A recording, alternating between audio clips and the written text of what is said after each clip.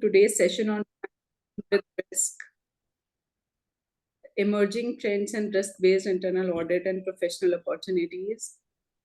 A topic which is very, very close to all the IA professional, talking about risk in this new era. While a lot of things have changed over last few years, there was so much of disruption, there's so much of changes which is happening. And in today's rapidly changing business environment, and it is essential for organizations to have a robust internal audit function that can identify and mitigate risk effectively. This is where the risk-based internal audit approach comes into play.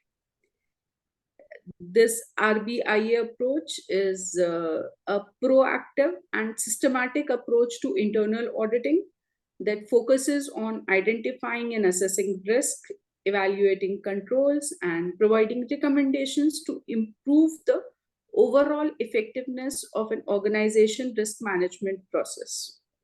And I'm sure with this session, you all will gain a lot, and this is going to be an essential source for anyone who is looking to gain a comprehensive understanding of the risk-based internal audit approach and the opportunities which is available for the internal auditors in the field of internal audit, specifically in NBFCs. To introduce today's speaker for today's session, CA Satish Kumar Gupta, who is highly qualified and experienced professional, a finance and a business professional with over 17 years of experience from banking and finance industry in governance, risk and compliance, including risk-based internal audit, BPR, private equity, investment advisory, internal controls, business process review, ethics, values, etc. He's having expertise in managing audits and building framework to identify and capture business risk in both new and operating processes. And he possesses key leadership abilities to direct the team in complex situations while managing, motivating, and leading the team. Presently, he works as AVP and Head of Internal Audit at Barar Finance Limited.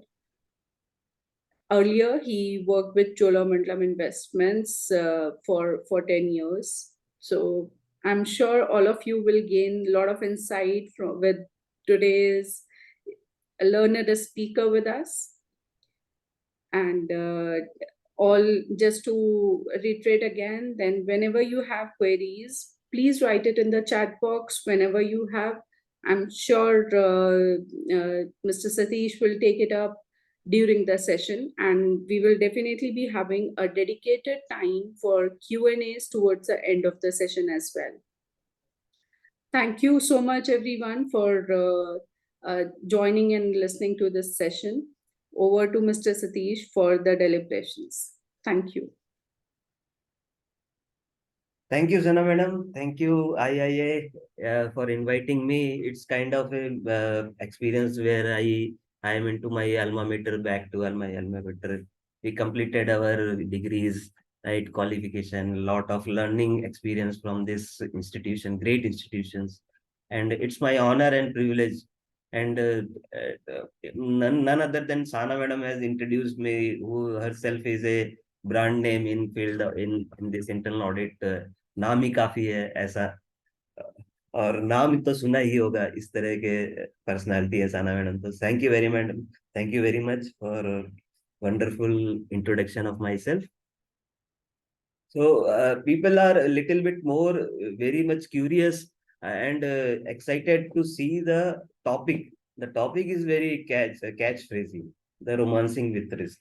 And someone even may called me and congratulate me, and also told me that the topic itself is a very enthusiastic, and it's kind of a magnetic effect, right, to attend this session. So what is romancing with risk? We will come every inch and bit of this topic, but one for the sure, we have to there are a lot of technical gaga and technical notes, guidance notes, right? Publication papers, various published by the regulators as well institutions, right?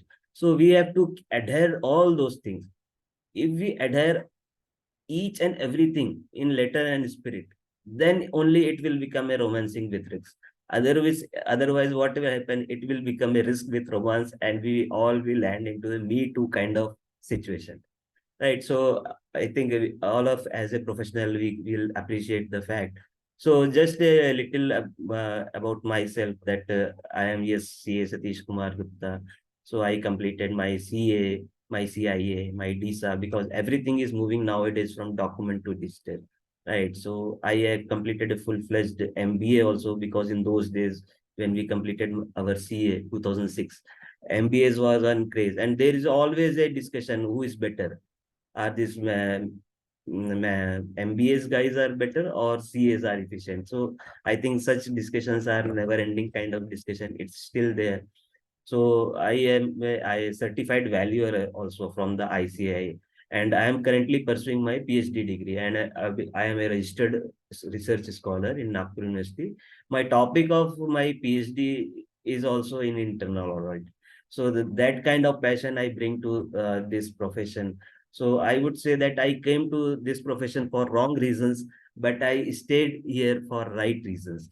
So why I'm saying, because in those days when we started our career, our first preference is to choose and pick our hometown, right? So whatever kind of opportunities come to us, so it is kind of that situation.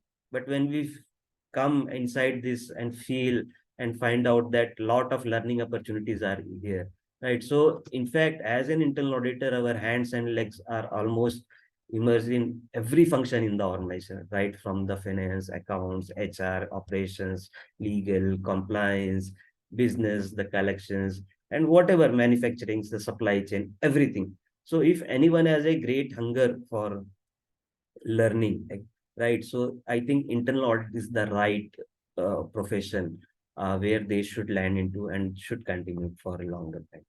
So this is something about the and I just telling all this to set the context and the agenda, right? So we always listen to the word that good, right? So our intention should be, let's move from good to great. There is a very good book also on Zig by I think Collin, and if I am not wrong, these writers, the author, the Jim Collin and the Zig Ziglar, are someone who are highest paid in the industry. They are charging $50,000 for per hour their deliberation. These kind of uh, caliber these authors bring to the table, right? So just moving to next. So first, the disclaimer part. So all the contents, friends, in this presentation constitutes my personal opinion, and these does not represent the views and opinions of my employer, my superiors, neither they represent the view of any of the organizations where I worked in, even in fact where I am working, right? Some of the situation which I mentioned may or may not be true, right? Hypothetical in nature.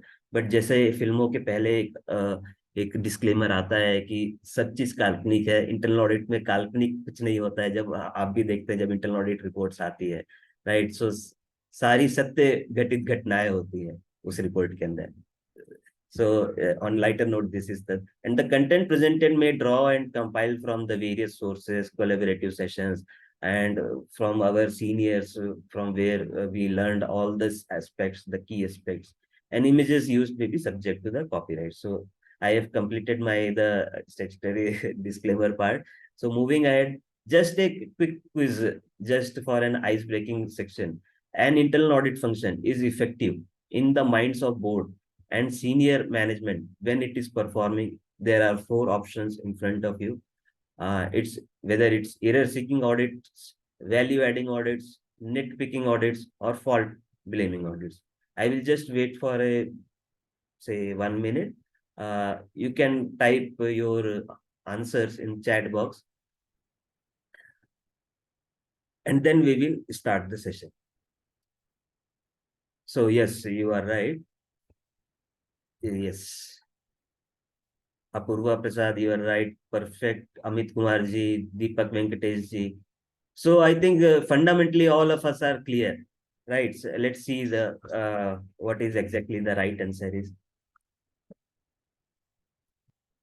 Yeah. So all of you guys who have given this answer as to the value adding audits, this is the core. And so long you will be in the profession, you keep listening, add value, right? So how we add value, and second thing is how we create value. So it is a kind of a mix and mixture of 3A. So these 3A will be in and around whenever you will be into any audits, right? Especially when you are in the internal audits. What are these 3A's? It is, as per me, first is the assurance side. Second A is the advisory side.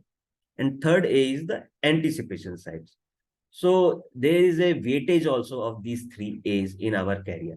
So most of our annual plans comprised of assurance where we give comforts. So no internal auditors on the work can give a absolute assurance. These are some of the fundamentals. Just I am quoting for a refreshing the our learned audience. So no, yes, no absolute assurances, reasonable assurances, right? 60-70% of our resources, time is spent on the assurance activities. Second comes the advisory part. So at some senior levels where we cannot go and audits, right? So there the advisory, the collaboration, the participative approach starts, the advisory part, 20-30% we spent our resource and time in advisory part. So these two, assurance and advisory, have a unique correlation in between them. So through assurance, we preserve the values, friends, my dear friends, right? And through our advisory, we create the value, new value in the position in the business. And third thing, which is not talk much about, and but with the shift from traditional audit to risk-based internal audit, nowadays is a buzzword. What it is, anticipation rather than a reactive. We all have to be now proactive. We have to forecast. Of course, we are not an astrologer. One of my colleague in one of the meeting just stood up and said, "We are not astrologer. We cannot predict accurately what will." But of course, with a pattern set criteria, scientific element, we can say unless until the risk materialize, no one going to believe you. By trust. So मैंने बहुत अच्छी एक ये बात भी सुनी थी कि इश्क छुपाए नहीं छुपता और रिस्क दिखाए नहीं दिखता. तो अनलेस अनटिल वो रिस्क मटेरियलाइज होके नहीं आ जाता है, nobody will give a word ear to your this thing, right? But of course this is a buzzword, and we have to be proactive. Before the risk materializes, we have to predict them and prioritize our resources to address so that it can be mitigated. So these 3A will be in and around whenever we are into the profession, right? These are the fundamentals of romancing with risk. And moving at the setting the context. So my dear friend, I would like to applaud each one of you that jitne log yahan hai, those who are in this virtual room are not an ordinary guys, right? These are the extraordinary peoples who are a catalyst for change, tremendous change, right? You guys are the epicenter of bringing the change in each and every sphere, wherever, in whichever organization you are into. So आपने सबने सुना होगा कि somewhere in 2022, right? So India has already beaten three countries taken together. I think four countries when it comes to the digital transaction, the UK, the France, Germany, Italy, taken together, I am talking about. India is surpassing US and China's, right, per data, per capita consumption. So that much level of digitization already came into the system, right? So there we need to continuously evolve ourselves, right? These are the emerging. We will see in depth, in length and depth, the emerging areas, right? But setting as a context, so we have seen that the 3A will be in and around us throughout our careers. So हम लोग करते क्या internal audit में, right? So how to romance with the risk. So it is again a feature of 3 E's, my dear friends. So what are the 3 E's? So it is a first E is of course an efficiency, second is effectiveness, third is the economy, which हम लोग ये सब सुनते आ रहे हैं my dear friends. अच्छा, internal audit की एक खासियत होती है कि इंटरनल ऑडिट के अजब से अफसाने हैं, यहाँ तीर भी चलाने हैं और पंछी भी बचाने हैं, right? So this is on the just a lighter note, but what are these three E's? So first is, are we doing the right thing? First thing, right? It is the effectiveness. Second is, are we doing the right thing in the right way? Correct? So it is an efficiency. Correct? हो सकता है हमने काम किया लेकिन समय रहते उसको within the deadline we are not able to complete it. So it would not be called an efficient process, right? So everything, whether it is a process, whether it is our working, whether it's audit is working, these three are. And third is economy. Whatever we do, we have to bring optimization, cost wise optimization at optimum cost, right? Least resources mein, how to, because see, the resources will always be there in scarcity of the resources. So this is all the beauties of the risk based internal audit, that we have to prioritize our resources towards the most significant risk the organization is facing, right? So that it can be mitigated and controlled and bring it to the our appetite, risk appetite within the risk appetite. So setting this is the context of our agenda. So, and then we will see emerging trends in the risk-based internal audit, the topic, the discussion about the audit approach, the importance of the approach, how do we get the different approach, and QAIP. QAIP is nothing but a quality assurance improvement process. The case studies and real-time example we will see. Then most important, the report writing skills in internal audit, the way forward Q&A. My dear friends, I have been talking to many of our fraternity members. There's जो दो की important members points आते हैं, ये दो कौन से आते हैं हम सुनते आ रहे हैं, एक मटेरियलिटी और एक sample. So I have asked many thing कि how you have chosen this sample. So many people told me, sir, my heart says this, right? So he has listened his heart. There is no scientific element in how he decided the sampling. Second thing, I asked how you decide what is material, what is immaterial, because we have seen that in risk-based audit we have to prioritize our resources, right? So how you will decide the material? So some said out of my professional judgment. So again, that scientific element is missing. So these are some of the basics, one thing. Second thing, we have to keep learning the new regulations coming into in each and passing day, that regulators are not only active, they are hyperactive. So just for an example, ROC, if you just log into the mca.gov.in, you will find ROC Patna. So I will not quote the company name. So ROC Patna has adjudicated a penalty against the auditors for, of course, negligence and not bringing out the correct facts in their audit reports through audit report. And there are multiple such ROC orders are, because it is decentralized. Every state have their own ROC. They are function in their own way. So one of the, even the ROC has sanctioned a penalty on a company for not appointing internal auditor, because as per Companies Act 138 section prescribe that internal audit system should be there, right, if certain criteria are met.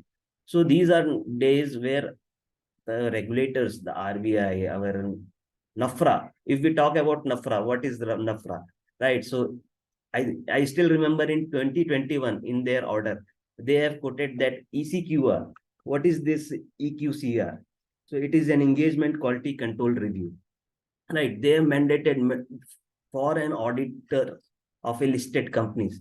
It is mandated to have an EQCR. It is nothing but an engagement quality control review. When I asked some of my colleagues, what is, have you ever knew the concept of, so he told me that I think some regulator will come and audit us. No, it is a kind of internal audit, my dear friends. It is a kind of internal audit which the CA firms should keep. These are the emerging areas, right, where we have a lot of professional opportunities, in fact, are there. And then coming to the, there is no synchronization and harmonization amongst various laws itself, right? For example, Ind AS. and GST Act, if we talk about. So I come from an NBFC background, right, where we used always to in lending and borrowing and and charging interest on the installments, right? So India has prescribed that the processing fees which every lender collects upfront from a customer, ideally it is deducted from the disbursement side, right? It has to be amortized over a loan tenure, and it has to be reported in financial statement as interest income.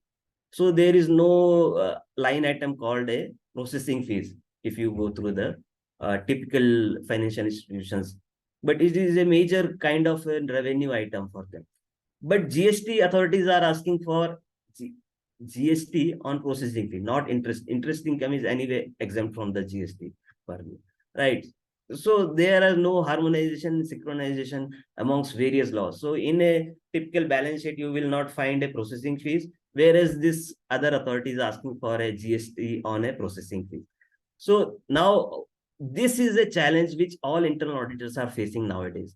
We have to connect the dots, right? Each and every dot to create that value. If someone missed out कि GST तो लगता है processing fees में, और उसने देखा financial statements और बहुत ही ओवरराइट हो गया कि हाँ ठीक है प्रोसेसिंग फीस नहीं है, चलो जाने दो, इसमें नहीं लगता है. But some way that GST authorities will come and serve you a notice and ask for it. So these are the very emerging trends. Now that GST audit has been done away, right? GST audit has been done away in 2021 as per the Finance Act. But the departmental audit is still there. So any fine day that GST authorities will come serve a notice to you and come to your organization and want to audit. But still that the annual returns are still there. It is a self kind of a certification which every company is. So our humble request to each and every CIAs or the chief audit executives present here, that before signing, the head of the institution signs that annual return, they should conduct a GST audit, just like whatever happening in those days, right? So that we should get at least a reasonable comfort. Yes, we can now self-certify our annual returns. So see, lot of opportunities are there in between in the process itself. We have to just understand, connect all the dots.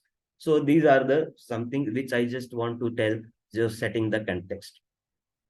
So I am here finding that, yeah, any questions? So, okay, chat window is disabled for me. So, Krishna Vishwanath Pilleji is saying that chat window is disabled for me. So, I think, Chanchalji, will you address this? Someone from the IA team will address, no problem. Yes, sure, sir. I'm just taking out and we'll later. Yes, sure. So, don't worry, Krishna ji, it will be there. Right. I think everyone is able to log in and put their queries. I think something is happening specifically to your window. It will be sorted out, no problem. So my dear friends, so moving, so where is the emerging opportunities, or what you say that risk is coming from?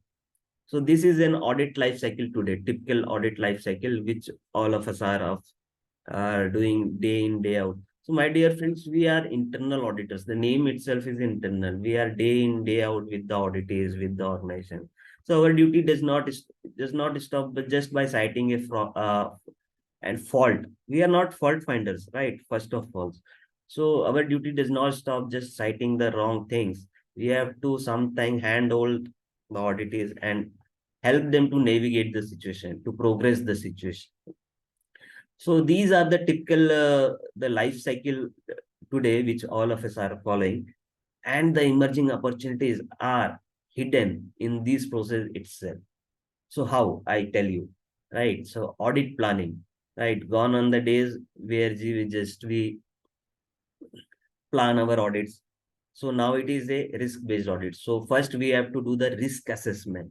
So see, and many regulators ask us you to do an independent risk assessment. You take the cues from various departments, right? From the data available in public domain, right? And then try to mingle it and summarize it and to form your opinion that these are the high risk areas. And then the role of RCM, risk control matrix, coming to the picture.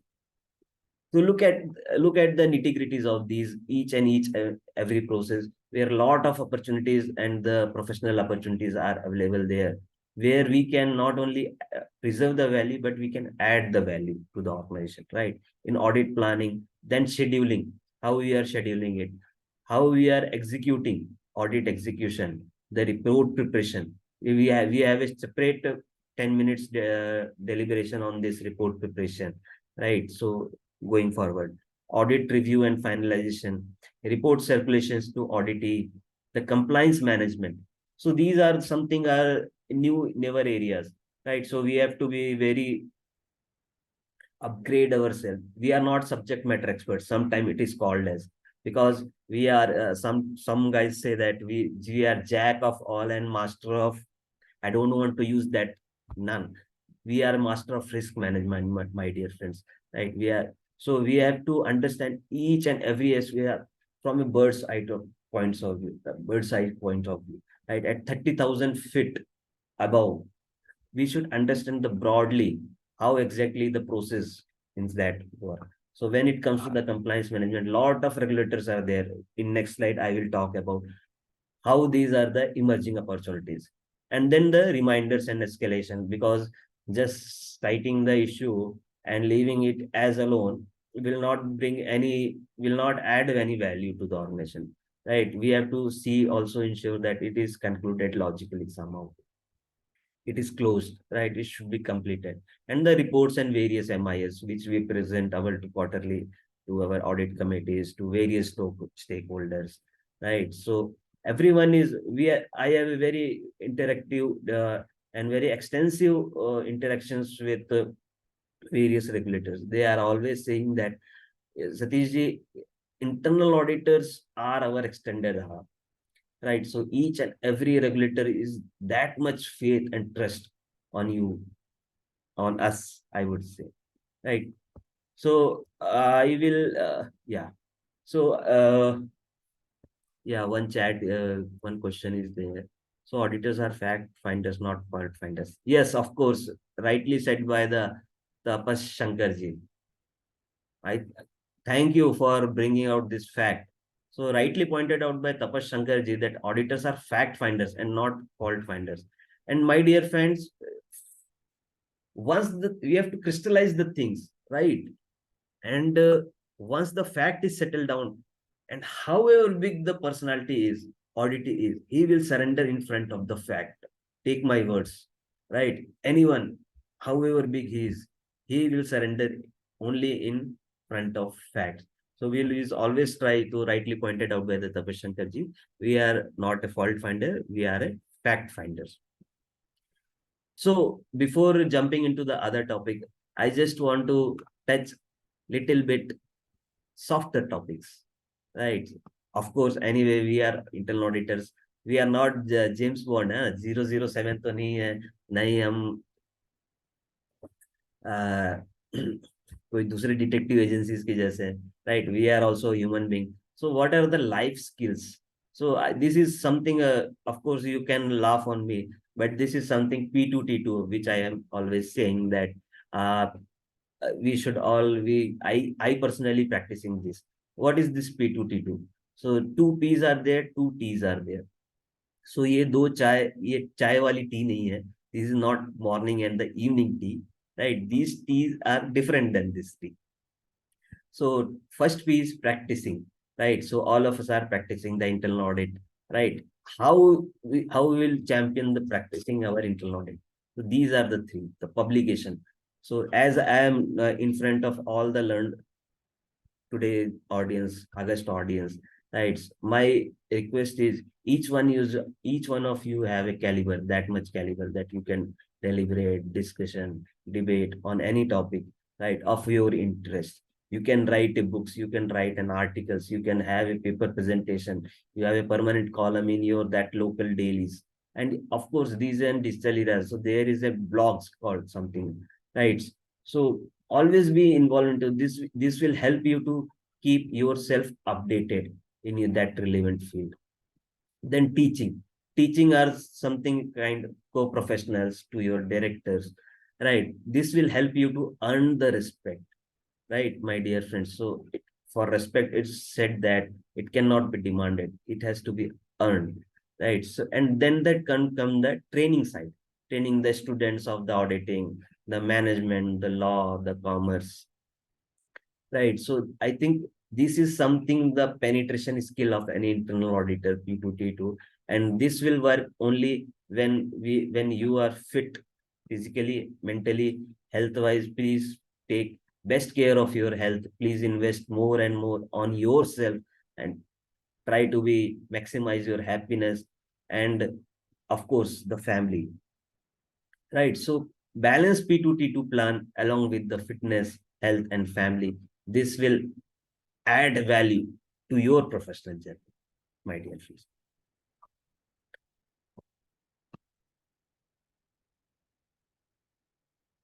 So yeah, this is the something which I think all of us are interested to hear this. See, I have many opportunities to interact with students also. I asked them after becoming a CA, we have been number of times on the campus interview side also.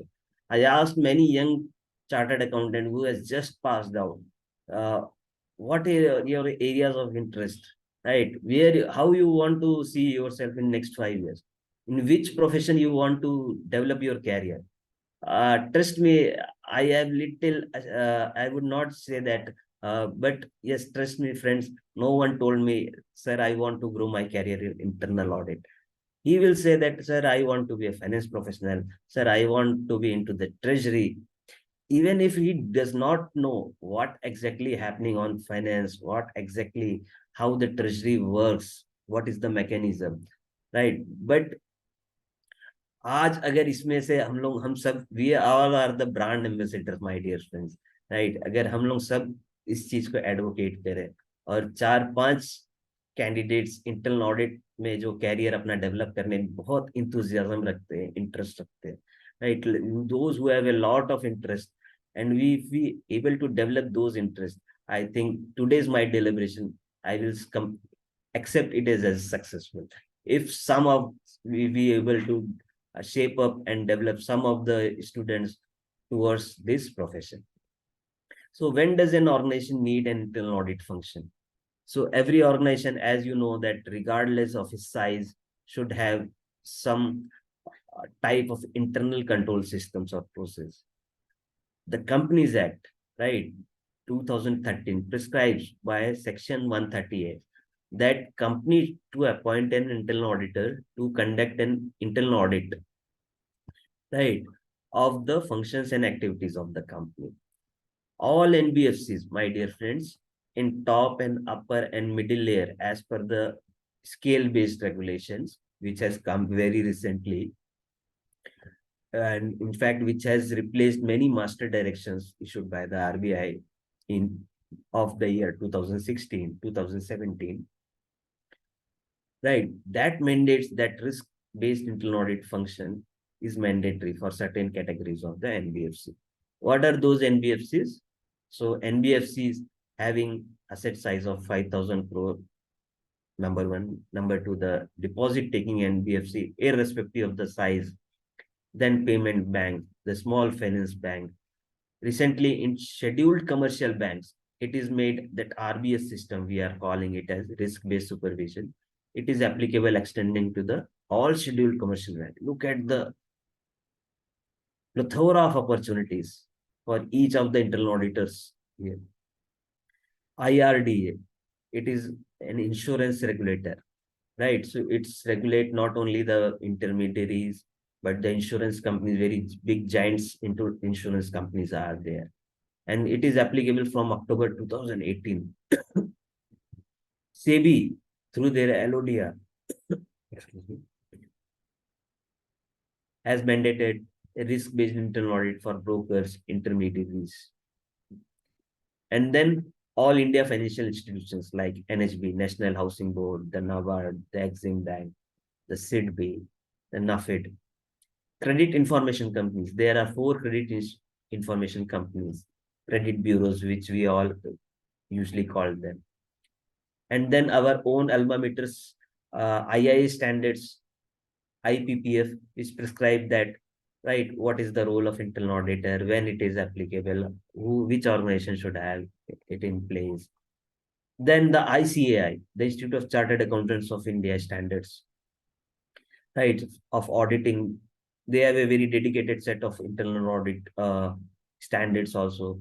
One of the standards called SA 610 is prescribed the using the work of internal auditors and CARO. I would say that there are two or three standards on auditing, which are a kind of Bible, right? It is one of the SA 360, SA 370. 370 talks about the risk assessment, and the COSO internal control framework, right? So look at the mandates on the organizations, on the business, right? So anyway, apart from the mandations, it is always advisable to have an internal audit system, a robust internal audit system in the organization. Yeah. So what are these changes in RBS, risk-based supervisions?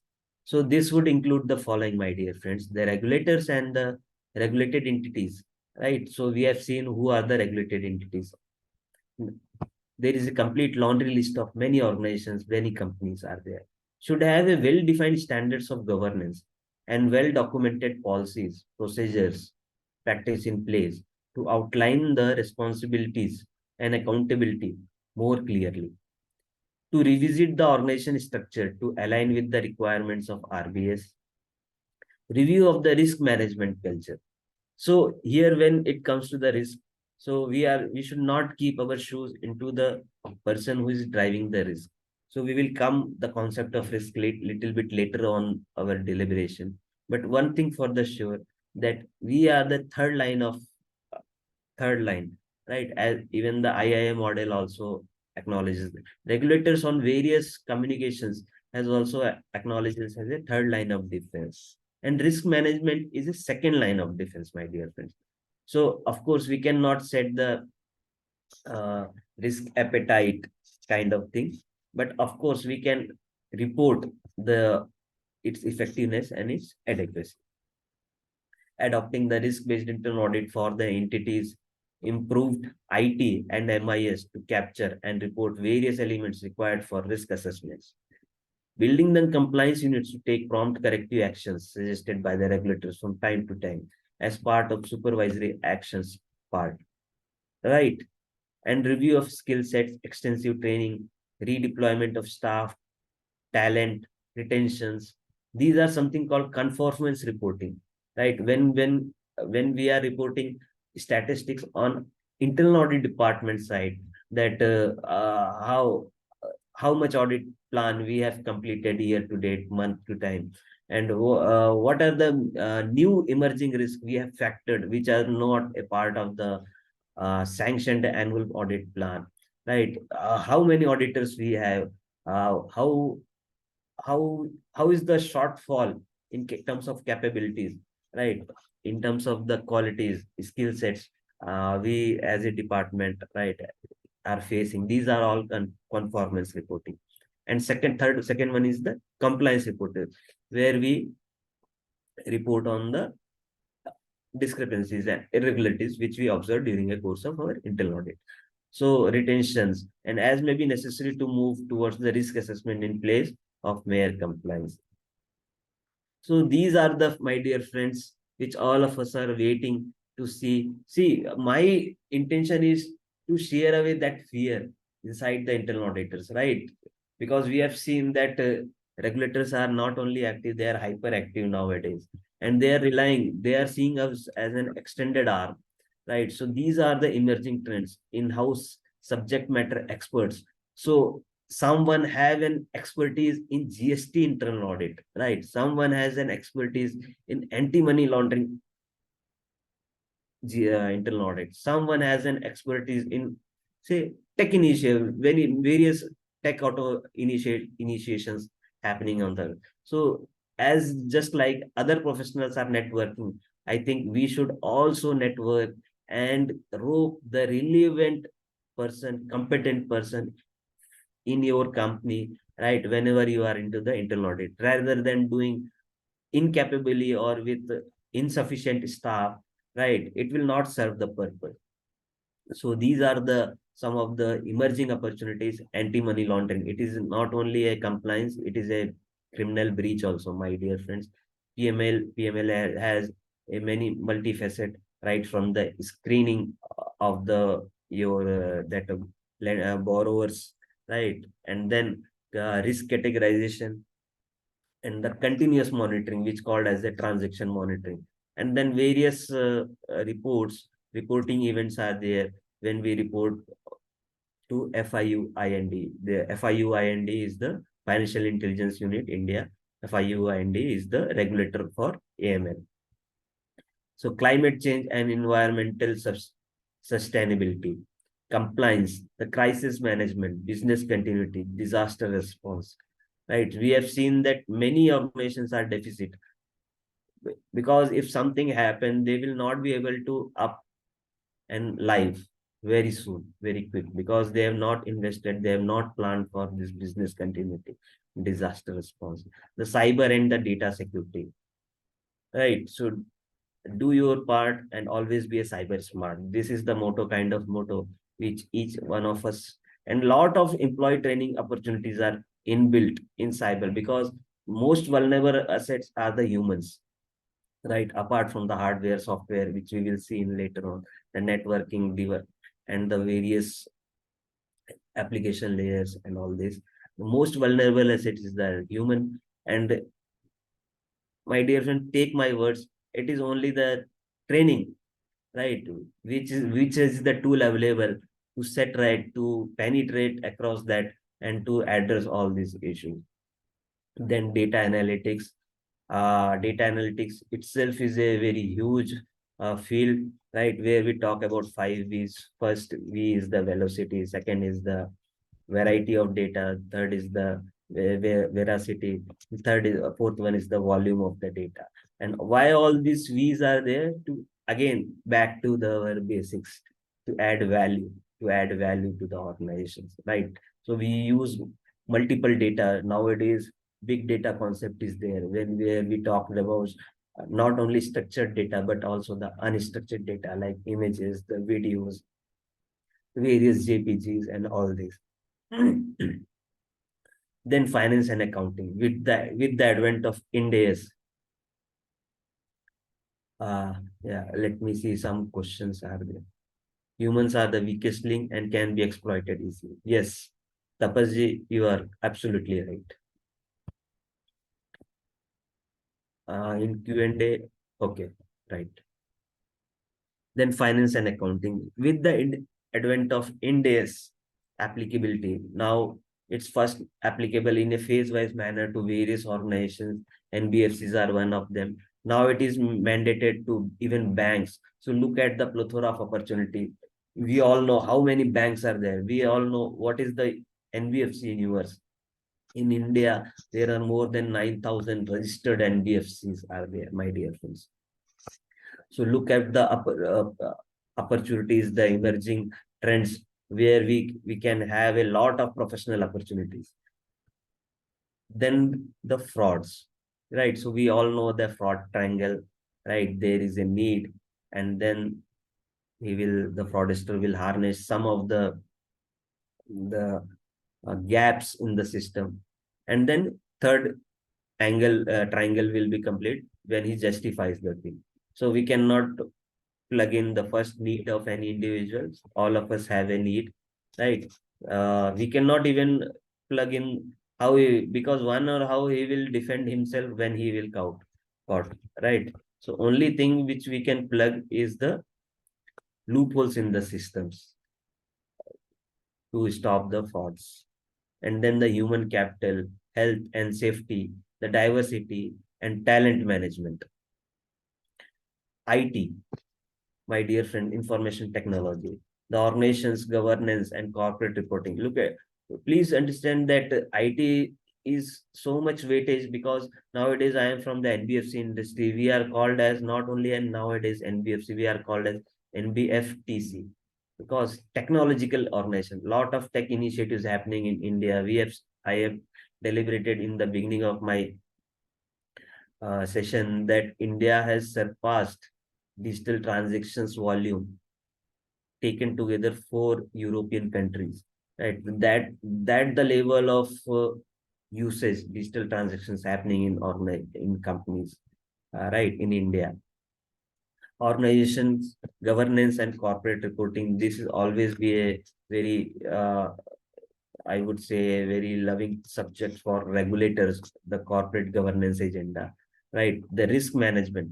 So risk management is already there. So our topic is also romancing with risk, right? The third party risk management is a huge because gone are the days of doing the things of your own. Now it is an era of governing, right? Outsource the things and then govern the risk, monitor the risk, and that's why our regulators has also accepted acknowledges this business model by issuing various circulars master direction for outsourcing whenever an organization outsource a work, what are the checks and balances they should keep. And one of the two things are always common. First is the internal audit, right? Second one is right to audit. A regulator also want to visit in case they feel requirement, right to audit by the regulators, whether it's RBI, whether it is IRDA, right? So these are the two things which they always keep provision in always in all their master directions. And others like automate your internal audit process. We will see a very interesting case study on this at the end of the topic. How we will automate. My dear, will take my words. If you automate your internal audit process, it will help you to release 70% of your time. And what you will be able to do from this saved time, we will. It is very interesting to discuss these things. We will discuss this in length and detail in coming slides. Transform IA reporting and gets back to control of your field office. If anything else, anyone like to here put in, I am open to take it because when we are speaking, right? So we already actually we are learning also, right? Because we are repeating the things, we are refreshing the things, and I will take take this opportunity to have one sip of water also.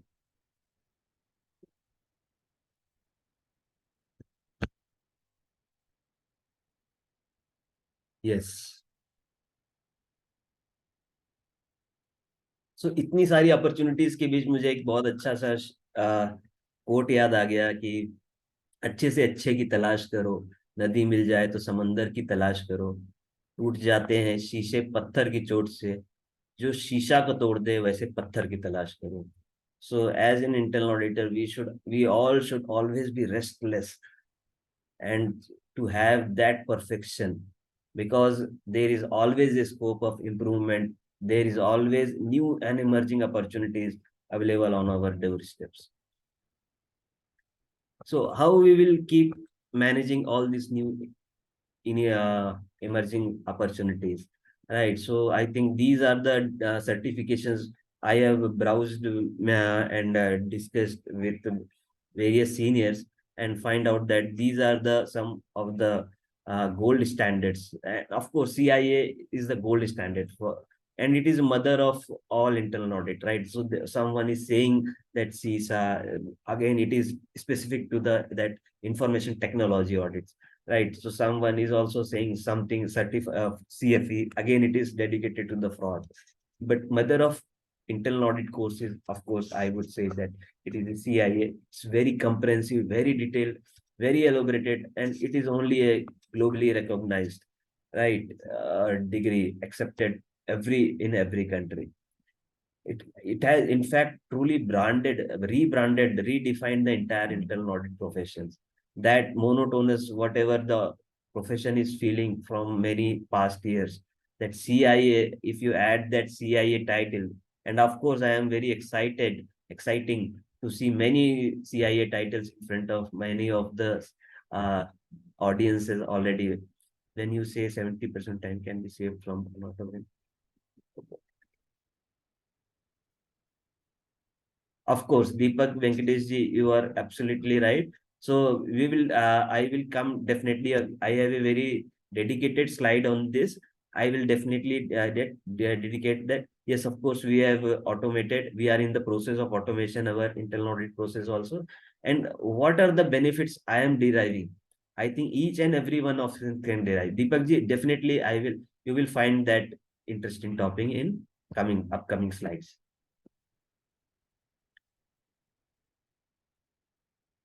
Of course, right. Investigation skills. Sanjeev is writing that investigation skills. Yes. So investigations, of course, investigations skills are always there. And I always say that always try to have a look into how, of course, I have quoted that we are not the detectives, but I am very much fascinated throughout how that Sherlock Holmes, right? How that James Michael and how that Hercule Poirot uh, exactly look. We have seen them in that many that movies, and that we should also, we are human beings, right? We should watch some of their must watch movies, and these things are there, which I think every auditor, because it instigate your thought process also. How Charles Dickens, right? Action and reflection of. So these are the something they are very peculiar about their whatever they see, they observe something that this whenever they are on the crime spot, they see that that book has been not kept rightly, or the glass is emptied or somehow, and then they pick up a clues from so yes, of course, investigation skill is one of the something which all of us can learn. So these are the certifications which are available, right? Yeah, anyone can do one. You can do any of it. Any, in fact, you can do combination of. I have seen that people have taken lot of certification in combination. In spite they are already a chartered accountant, they have completed CIA, they have completed CFE also, they have completed that is CISA also, right? Certification in risk management assurance, that CRMA, it is given awarded by the IIA also only. Then certification control self-assessment, the certified financial service auditor, CFSA, financial service audit certificates, the certified government auditing professional, that is CGAP, the chartered accountants, our counterparts, right? Like certified public accountants, USA. So I have seen that combination, even people who completed their CA also completed the CPA, right? CPA Australia, CPA US, like that. And then the certified information system auditor is awarded by ISACA body in of USA, and certified in risk and information system control, the risk, the certified fraud examiner course. And there is one more course, CAMS, right, which is awarded for anti-money laundering. All these courses having one thing is inbuilt unique, that all this will start your global career, because all these are accepted, recognized globally. Then what are the factors which affect our delivery? So these are the very 30,000 feet view, where the audit committee meetings, right? The HIA attendance, HIS, head of internal audit, his attendance in that audit committee meetings, right? So Companies Act anyway governs the conduct and the composition of the audit committees, right? But regulators are very keen to see whether head of internal audit was there, is invited or present in the audit committee, whether he has deliberated enough on the topic or not, whether the committee member has met him in absence of the executive management, right?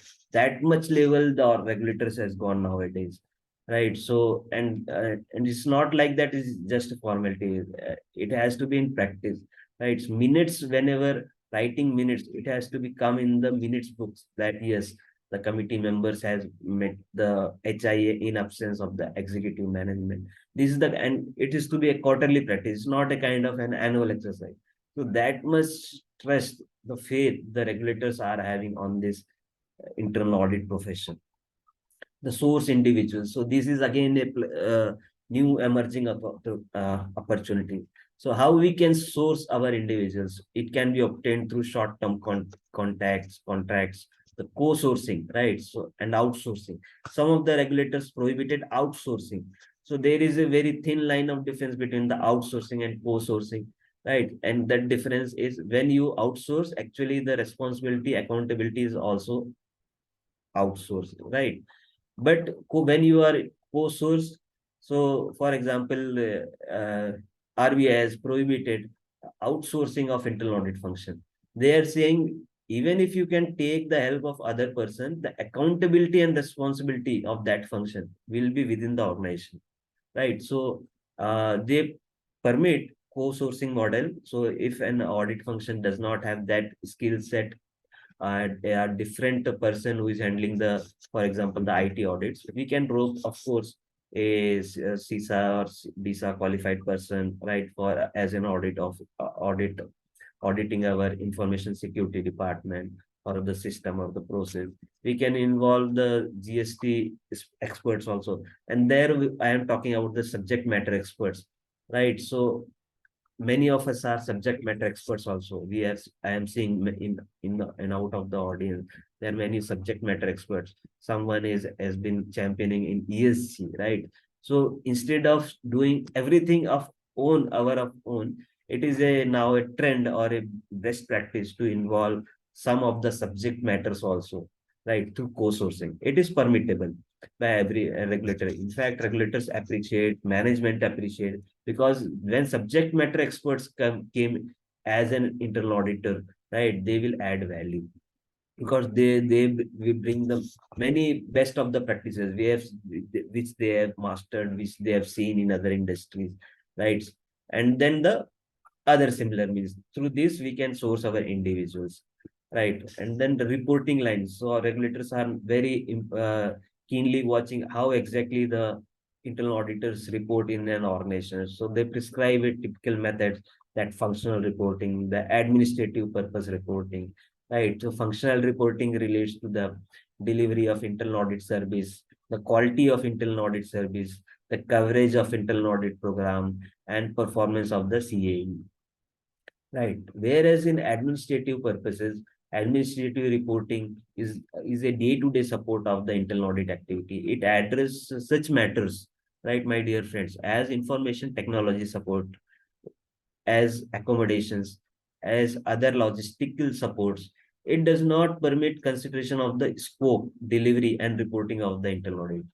Right. So in administration reporting, it should not interfere ideally into the scope and the delivery and the reporting of internal audit. So this kind of, when they are find regulators find this kind of reporting happening in the on, then only they have that independence, right, and objective. They certified the internal audit department and independent and objective.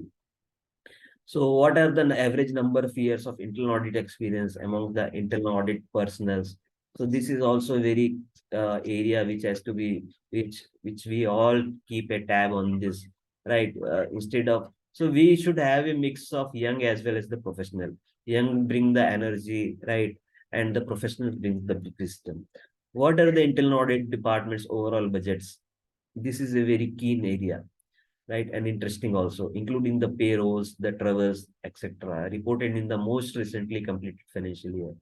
So internal auditors' salary should not be a nowadays, for example, variables kind of salaries are also there, apart from the fixed one. So regulators are very clear on this thing, that internal auditors' salary should not be linked to the profits, the targets, the business, so that they should always be a very objective and independence in there. We should not only be on objective, we should look independence also and objective also, right? And so what are the internal auditors experience? The assurance and advisory engagements and reporting, the commencement of field work. So how they track internal auditors performance. So commencement of field work to final engagement communications, these are the first tat. And then completion of field work and the issuance of the final engagement communication, this is the second tat. Highest the tat lower the confidence is that lower the comfort which the regulators, the investors, various stakeholders, right? Also, it should not be very less. For example, we have seen in annual reports closure that on 31st March books are closed. On 1st April, one of the company, I will not name quote, you can Google it and find out easily which company is that. On 1st April, that company has published their annual reports. In one day or ideally in 12 hours time, we all know what is EOD nowadays in corporates, right? It will not happen before 10 p.m. in the evening, or and that to be on 31st March, right? So in one day time, what the auditor has seen, how has he himself get comfort and assurance, and how he certified in a one day tat. So there are voices that minimum time lag should also be prescribed, that after 10 days or 15 days only you can publish your. Of course, these checks are currently not in the Companies Act even, but these are the voices which will lead to a good corporate agenda. I think Krishna, when he raised his hand, uh, can we unmute Krishna, when or you can type your question, Krishna.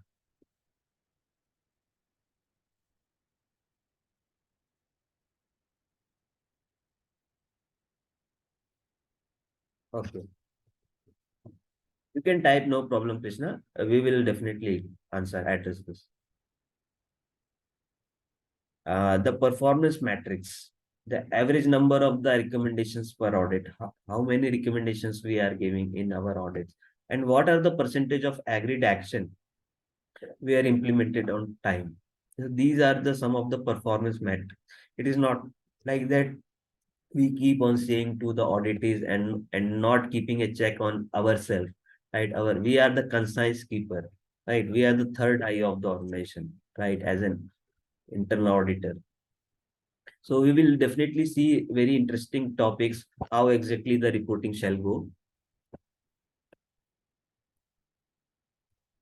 So when we used to compare a high level comparison, right, of internal audit and financial statement audits, I found that two things are there. That financial statement, the statutory auditors, their scope is prescribed in India at least by the Companies Act, right? They are coming for a very limited time period, say for 8 to 10 days, or maybe in quarterly they also come also to our premises, right? But they're more or less they are more concerned about the going concern, the accurate financial statements, because true and fair view which they are using, right? They are not using the correct, right? Again, it will come to that absolute assurance kind of thing. So reasonable assurance is always a base for any audits, right? So we have to, they also see us as an extended arm, right? So we are the peoples who give them comfort, because we are the integral part of organization, day in day out. We are with the auditors, we are there in all days in our offices, right? So we are giving comfort to the outside agencies, various agencies, and external auditors are one of them. uh, this is the something. And when it comes to the internal audit, so यहाँ scope ही नहीं होता है, right? So in one of, I light on lighter note, I always said that once I asked my senior that sir, scope क्या होना चाहिए? He said no surprises, Satish. बस finish, right? So that is your scope. So it can start from anything and end can with anything or with everything, right? So that's why you, as an internal auditor, we should have a diversified skills that is required in our team, right? And we are of course an integral part of organizations. So broad focus is on the accurate financial statements, of course, efficiency, effectiveness, 3 E's we have seen. What are those 3 E's? Efficiency, effectiveness, economy, accomplish the objectives, right? Compliance with laws, policies, and safeguarding of the assets. So excellence at work, some lighter topics now. How we will can attain the excellence at work? It should be an habit. First of all, it should not be a one-off event. And there are certain moments of truth, right? When we encounter truth, right? So we have to be very careful while dealing with the peoples, because I have seen in business, whatever, whether it is vendor, whether it is customer, whether it is supplier, whether it is employee, whether it is, say, any stakeholder, shareholder, right? First of all, he is a human being, he is a people. So we should be champion in dealing with me, interacting with people, and we should have that level of caliber to talk very relevantly at various level of the hierarchy, right from the top shot at the chairman sir level, or at the bottom, say the salesman or the watchman level. We should be able to talk with each and every person, right? We should not have that much that ego in our mind, because we are the fastest penetrator, right? Cutting across the hierarchy, we reach out to our target audience. Our audience are our customers, internal customers are there, right? So, of course, so cost of poor quality. If the cost of the poor quality, we all know that garbage in, garbage out would be there. So, just doing a wrong thing, right? Doing a wrong thing in a right manner will not help the organization to add value, right? So sometimes keeping a very good control, we have seen that some organizations have a very good control, but they are not into the productive business, right? They are not able to generate even money for their stakeholders, shareholders. So what is the point in having a very good control in a wrong business, right? So I think Dabbawalas of the Mumbai is one of the good example where each one is taking the accountability. I have personally seen, I have met a person who did his PhD on Dabbawalas of the Mr. Agrawal is his name. So he's written in his book that whenever one Dabbawala find out that the number, because the entire systems works on the accurate delivery, right? They are not manufacturing or making the food, right? They are collecting from the households of various persons, and then delivering it to the various offices, that person's office, right? So entire, and it's zero delivery model, zero if defect delivery model. In fact, they are said that they are even not even 10th pass, and but their case study is nowadays taught in IIMs, various IIMs like Ahmedabad and all this, right? So it's always they are saying that how they are ensuring the correct right delivery, right? So they are, every dabbawala has one small color pencil in his on, that either on his ear or something somewhere in his pocket. So whenever he's seeing that the number is, that numbering of the tiffin is fading away, right, is blurred, he took his pencil and just rewrite on it, so that it should not wipe out. And that's how, and the number, if number is there, then it will rightly reach to the right person on the right time, right? So we all always, even that it is said that Six Sigma has even a six number of defect out of a one uh, million, right, in 10 lakhs of transaction. But these dabbawalas have zero defect. All deliveries are on right person on right times, right? So customer delight is an example. Homemakers and waiters, right? Whenever you visit some restaurant, the waiter come and tell you, sir, last time आपने ये avocado लिया था, right? So you will be very much delighted, right? Because you find that, hey, this person still knows that what I ate last time. And when in, even in your home, how homemakers are uh, balancing the act, when you from internally want to eat one sabzi or want dahi or some dessert, right? But you are not able to speak because a lot of people are there, and some your better half came and say, hey, I know you like this dahi with this combination. Why don't you take it little more now? So you are very much delighted.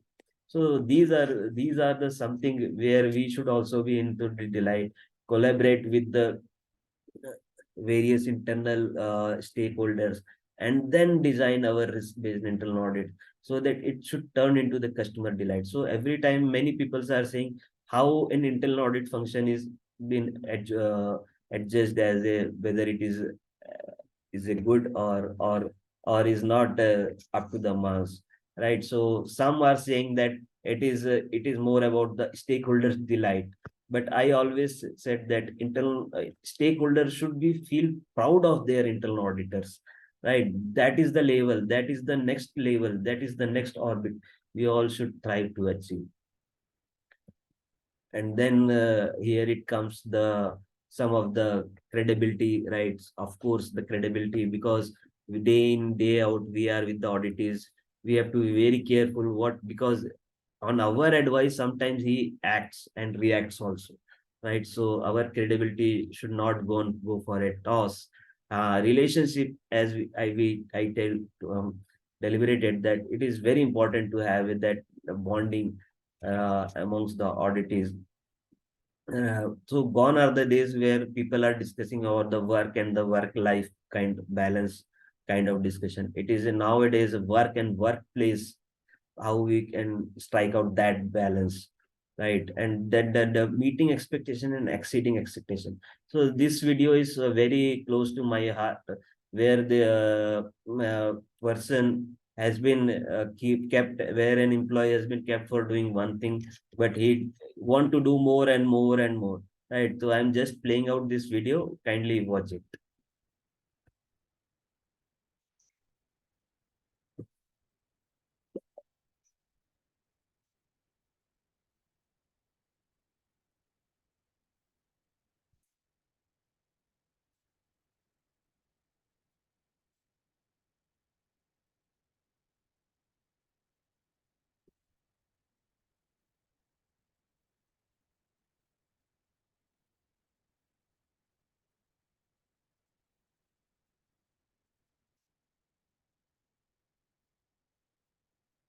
Yes.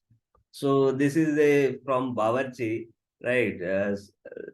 Some seniors are there who from those days, right, who have watched with this movie along with their family in those days cinema halls.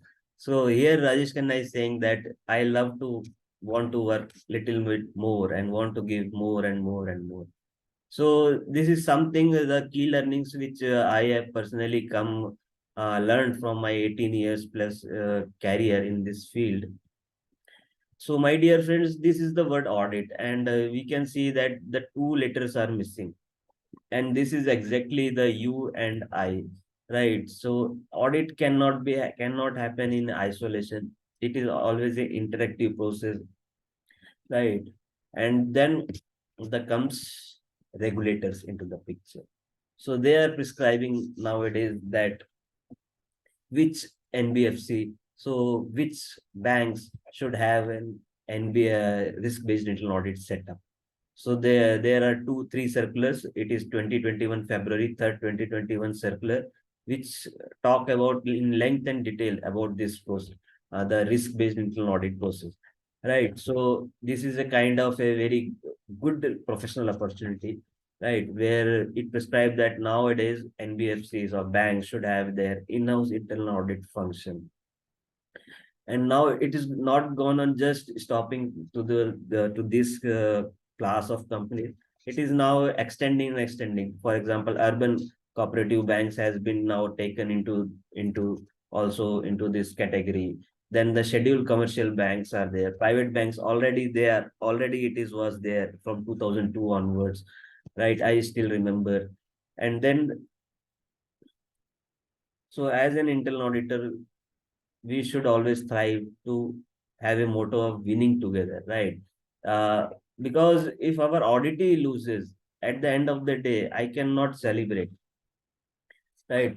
I cannot celebrate on the cost of my business. Of course, when business was there, then auditors would be there, of course. But at the same time, we have to be very cool, calm, composed, and firm on our stand. Because after all of us are there for the advancement, for the betterment of the organization. So my personal motto is always is to winning together, right? It's called always should be a win-win proposition. So how does the regulators look up to us? So they are saying that the first lines are those who people who do the things, right? Second line are those people who check the things. Usually they keep the compliance, the risk team into this second line of them. And third line, there, of course, they are seeing internal audit. So I have seen whenever any outside agency come, they first want to see our reports first of thing. Second thing, they first want to interact with us also to have that insight also. So internal audit functions, how exactly nowadays is shaping up. So historically, the internal audit system has been concentrating on the transaction testing, the testing of accuracy and reliability of accounting records, and the financial reports, and adherence to legal and regulatory requirements like this. However, in the changing scenario, such testing just by itself is not be sufficient. So therefore, it is a need of to move towards a framework which will include, in addition to the selective transaction testing, and evaluation of the risk management systems, right, my dear friends, and the control procedures in various areas of operation. So one thing is added. So we always whenever we are understanding any business, we have seen that forward integration, backward integration. So there is a backward integration by the advent of the risk-based internal audit. One topic or one very peculiar and great, I would say, the process or the practice started, which is called as a risk assessment, independent risk assessment, right? So yes, this is the topic. So we always starting discussing, debating risk, and even I interact with many people's, many seniors, even at of the directors level of the person who are at the helm of any organization. I ask them, what do you understand by sir risk? What exactly is risk according to you? Some are saying it in a negative uh, uh, tone, that it is something negative, this thing. Someone are saying that it is a loss kind of thing. But if we just stick and look into the definition prescribed by the ISO 31000, right? ISO 31000 is a risk management, is a bible for the risk management. It's all talk about everything about the risk management. ISO 30, it is that they are certifying also. There is surveillance audits of the ISOs, and then they continued the certifications also. They issue the certifications, right? So ISO 31000 defining the risk as an event or the impact or the effect, right? Which stops you to achieve your objective. That's it. Right? So it is a kind of a hurdle list. So in next 5 year, for example, or in next 1 year, you want to be there. But these are the challenges which are stopping you to lead to there. And those are the risk events. And risk is something cannot be limited to an insurance or just to financials. Many accountants are we are interacting with. They are saying, sir, is risk is something a risk which we only need to deal? No, risk is present, is omnipresence. It is in the, and the people who are very close to risk are the risk. We should empower them to make them and risk champions, right? So if we seeing the Russia Ukraine war which is happening today, if we see the Thomas Cook Company, which has been a very old, first, I think, from our childhood, we used to hear this name, Thomas Cook. Right? They, after being into the business of 158 years, that company has collapsed. Right? And if we see the Citibank, major, very big banks are slapping with a huge penalties nowadays. If you just go to the RBI website into this press release section, you will find that many big shots, big names are there, and whether of BFSI segments, who are throwing with the penalties, lot of penalties, and now it has somehow become a revenue model also, right? But on a lighter note, this is so, because that risk management is not that up to that mark. So, and our topic is also, okay, what is romancing with risk? So, what exactly this risk is? So, according to me, the risk has a three components. The just a moment, let me check some questions are there.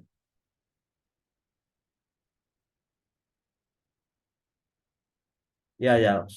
Presentation slides. Harka ji is saying, good afternoon. Thank you very much for this great webinar. It would be very helpful if the participants are provided with the presentation slide. Thank you for consideration. I think I just have a word at the start of the. Yes, of course, that presentation will be shared with the participants with internally in our group, and it will be hosted in as a that recording, because it is a recorded session. Recording will be available in IIA handles. I think it would be on IIA YouTube's channel. Of course, you will get an as for future reference. You can also refer to it. No, thank you. Yes. And let me see some questions are also there. Is it like that? Cannot hear the video. Mansi ji is saying, okay. I think it is about that. Okay. Mansi ji, okay. So just to brief about that, Mansi, that video is from you can find it in YouTube also. Just type that video is from the movie Bawarchi. I think 1973 movie it is, starring Rajesh Khanna, and Rajesh Khanna is playing a role of a Bawarchi, right? Chef kind of. Ideally, he is a chef. He should turn down any other work which the other household members want him to do. For example, cleaning the utensils, right? Or be cleaning the clothes, etc. But he is saying, no. I am getting salary for cooking food. Of course, thank you very much. But I will do, in addition to cooking food, I will clean your utensils also. I will clean your that clothes also. I will keep in good shape of your house, and like that. I want to give more, right, in that same salary. This is something that, and ideally this is the something where each not I'm not saying just internal auditors, even the seniors, right, in that any organizations, right, they should always be ready to help their juniors, because sometime they were also a new, and some seniors have helped them to reach out to this right destiny today where they stand. So they always to be ready to for hand holding the for extending that helping. This is the net and shell of that video. No problem. You will, I think when it is available on the YouTube channel, you will find it. No problem. Right. And then coming to the our discussion topic, back to our discussion, what is exactly the risk is? So it is the three components which define a risk. First is the threat, my dear friends. Second is the vulnerability. Third is the asset. So you can see in this picture that threat is something external, right? And vulnerability is something internal. And all this threat and vulnerability posing a risk to a asset. For example, computer, right? Computer is my asset, right? So what can be a threat? Threat is an computer virus. And what is vulnerability? Absence of, say, absence of antivirus software. So if my computer have a good, very robust antivirus software, threat cannot affect me, right? Even if they try to uh, penetrate my computer system, virus is not will not be successful, because my systems, my asset does not have any vulnerability. But absence of that antivirus will make it vulnerable, because the moment any is this thing comes, it will affect and hamper my entire computer system. Right so where this three comes and meet, हम बोलते हैं जहां ये तीनों का संगम होता है, वो है actual risk, right? And that, so vulnerability is a weakness in the organization or in the IT system or the network that can be exploited by the threat. Threat is something that can be potentially cause damage to the organization, IT systems or networks, or and the risk is the possibility that a threat exploits and a vulnerability in an asset and causes damage or loss to the asset. So this is in nut and shell about the risk and the. So this risk, understanding the risk will help you to prioritize your risk-based internal audit system. and then only you will be championing and start romancing with the risk, right? So probability and impact, this is the one of the very favorite, all risk uh, that professionals will learn this throughout their career, that the probability and impact, when we factor probability and impact, it will turn into risk, right? So there are two things. The control also, we have to see the control. One is the inherent risk and then the control. And the when we subtract the control from the inherent, it is the residual risk. So control has also a two components. First is that its effectiveness, and second it's its adequacy. So when we do the risk assessment, all these are perceived in nature, and when we start actually doing the risk, then we come to know. So I always say that we have to do risk assessment at 3 4 levels. First, at the time of our initial survey, right, which we all call as an what you call that discovery call, right? Whenever any assignments come to you, right? So that time you have say you have assessed risk as like that bigger. And then second thing is when you do the process walkthrough, right? So then you will find out, say the you have to again readjust your risk. That is the second. Third is the when you actually execute your audits, right? So that time you have to readjust your risk. And fourth is while you're reporting and while monitoring and then follow up and then closure, etc. So these risk has to be adjusted and assessed at these four levels. And always be clear in remember that risks are very dynamic. It's not a static in nature. For example, if I assess something at the start of the year, it cannot live long for whole financial year, right? I have to keep on revisiting it at various intervals and come and see whether the high risk has become low risk or the low risk has become the high risk, right? And the one of the beauty of the risk is that even the low risk does not mean the zero risk, right? So we have to address even the low risk items also. Of course, the frequency will be decided accordingly. So introduction to the internal audit. So after having a very sensational 1 hour, I am taking you again to basics. So what is not an audit? So I am very much fascinated to this slide, that internal audit is not a single man policeman activity, right? We are not something people are somehow have. In one of the webinar, I asked, can you define internal audit in 2 words?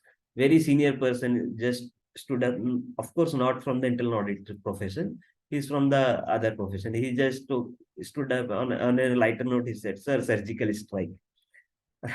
So this kind of perceptions people have about us, that someone come and just keep on asking why, where, how, who, right? Questioning inquiry. So we are not a single man policeman activity kind of job. So what exactly the IS audit? So my answer to that gentleman is, sir, the 2 word definition of internal audit, which is very close to myself, is a change agent, right? जब भी एक audit होती है कहीं, तो एक बदलाव की शुरुआत होती है, एक एडवांसमेंट आता है, एक बेटरमेंट होती है, right? And that's is something which I am addressing at the start of the my session, that each one present here in this virtual room are the epicenter of that change, right?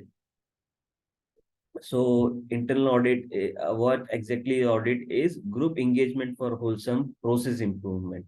Wholesome means healthy process improvement. So what exactly is the risk-based audit? So we are the integral part of the organization. We are an independent, we are objective. Even the II's basic definition states that it is an independent, objective, assurance and consulting activity. It is designed to add value and improve an organization's operations. It helps organization to accomplish its objective by bringing a systematic, discipline, and risk-based approach. Internal audit is, my dear friends, 50% control and 50% consulting. So risk-based internal audit is an approach to an internal audit where the audit process is tailored to focus on the areas that pose the greatest risk to the organization. So there we prioritize and that's how we prioritize our resources also. So it involves identifying and assessing risk right? Where that could affect the achievement of an organization's areas, the objectives, and then directing the audit resources, efforts towards the highest risk. The goal is to provide assurance that risk management and the control process are effective while also the optimizing the allocation of the audit resource. So why is audit is required? So putting in place the fraud deterrence, the assessment and reporting of the key business risk, monitoring the resolutions of identified definitions, and so on and so forth. So exactly how this RBIA process look like. So RBIA process, as I told you, starts with the risk assessment.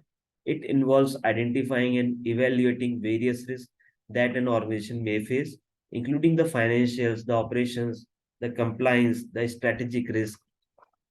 Right. The assessment considers the potential impact and likelihood of each risk. So nowadays, even I am seeing, because prior to 2019, if I have seen the risk register of any organization, I have not find something like COVID. But nowadays, organizations are also factoring that risk in their risk register with the probability and impact also. So and the mitigates, they are keeping that work from home, that features are available, that facilities are available, and so on and so forth. So they are is factoring it. So I have seen in one of the risk register the attacking of by the aliens. So that company has gone to that level of thinking, and I don't know whether the CRO is very much fascinated towards that Hollywood movies where aliens from that other planets came, but look at the creativity and innovations of that or those organizations as well. So it starts with risk assessment and then prioritizing the risk, and then the come of the audit planning, and we allocate resources to our planned audits, and then the audit executions and the reportings, and then follow up and continuous monitoring. So, how we execute our audit, how we prioritize our audit, it can be, there are multiple models. So, for example, some banks follow a grading systems because risk, because the audit itself is a risk-based audit. So they have graded their all the entire branch network into, say, A category, B category, C category. So A categories are those, let's say 20% of the total AUM size. AUM is asset under management. Like, so if they address these 20 branches, they will be able to address at least 50% of the AUM, right? Concentration. So there are various factors which are affecting the frequency of the audits, like AUM concentration, the perceived risk, and perceived risk has multiple, the attrition factor, right? The fraud frequencies, the customer complaints which are coming in from that particular geography, right? ALM, the AML, the that risk, the terrorist financing risk, right? The strength of the manpower, right? It will also affect this businesses, deposit business or the disbursement business or the insurance cross sell business, exactly the volume of that business, the fraud frequency, how prone that particular unit is fraud, prone to the fraud, what is the history. So there are multiple factors which has to be factored, right, to decide its frequency. And then the beauty come into the picture, that it's a dynamic process, right? So for example, a high risk unit can be turned into a low risk or a medium risk currency, and low risk unit can be turned because of the emerging never risk the organizations are facing. So it can become a to the, and of course our past audit observation, this is some of the major the things which has to be factored in deciding the frequency of the audits. So what do as an internal auditor we do, right? So this is the question which everyone, all of us have in mind, especially the youngsters, right? And see, for of course for seniors, it is a kind of a refresher. We evaluate the risk, we assess the controls, right? And we always request the auditors that please notify us if any controls are not working perfectly. So we improve the operations, review and process and procedures. So here it comes the process of that RCM into the picture. Assure the safeguards, provides insights and foresights, communicate and recommend action. So I always said that my intention is not to press more on my observation. Right? Observations are there to shape up my recommendations. So I always take into two things into my brain, that in my working style, that I always look for the root cause. What has made this something discrepancy come into the picture, and how to plug this, right? And the second one is the recommendation. These are the two things which I always kept in mind: the root cause, and the recommendation sides.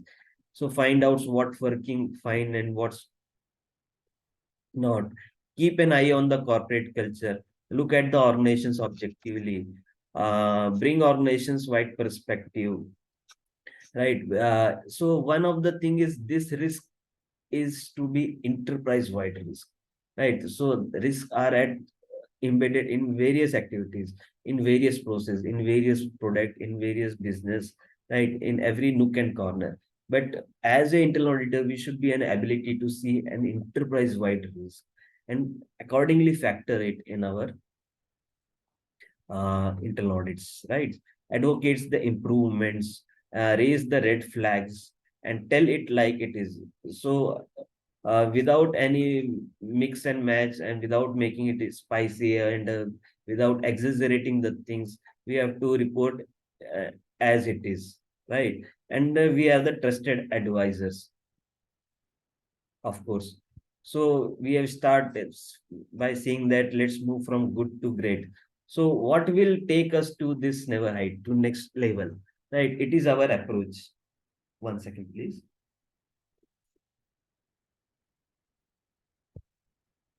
It is our approach, right? So we have to create a plan for completion of the task.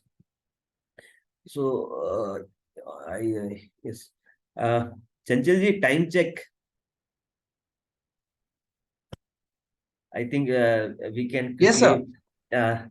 Yes, time check just because a lot of my slides are there, and we are just Okay. 25 of the slides. So I will do one thing. We will quickly wrap up in next 20 minutes, and then we will open up for a Q&A.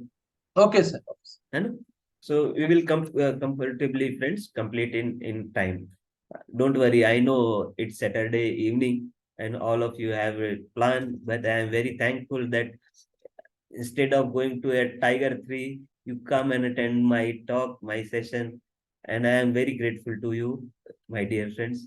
So, which approach will take us from a good to great?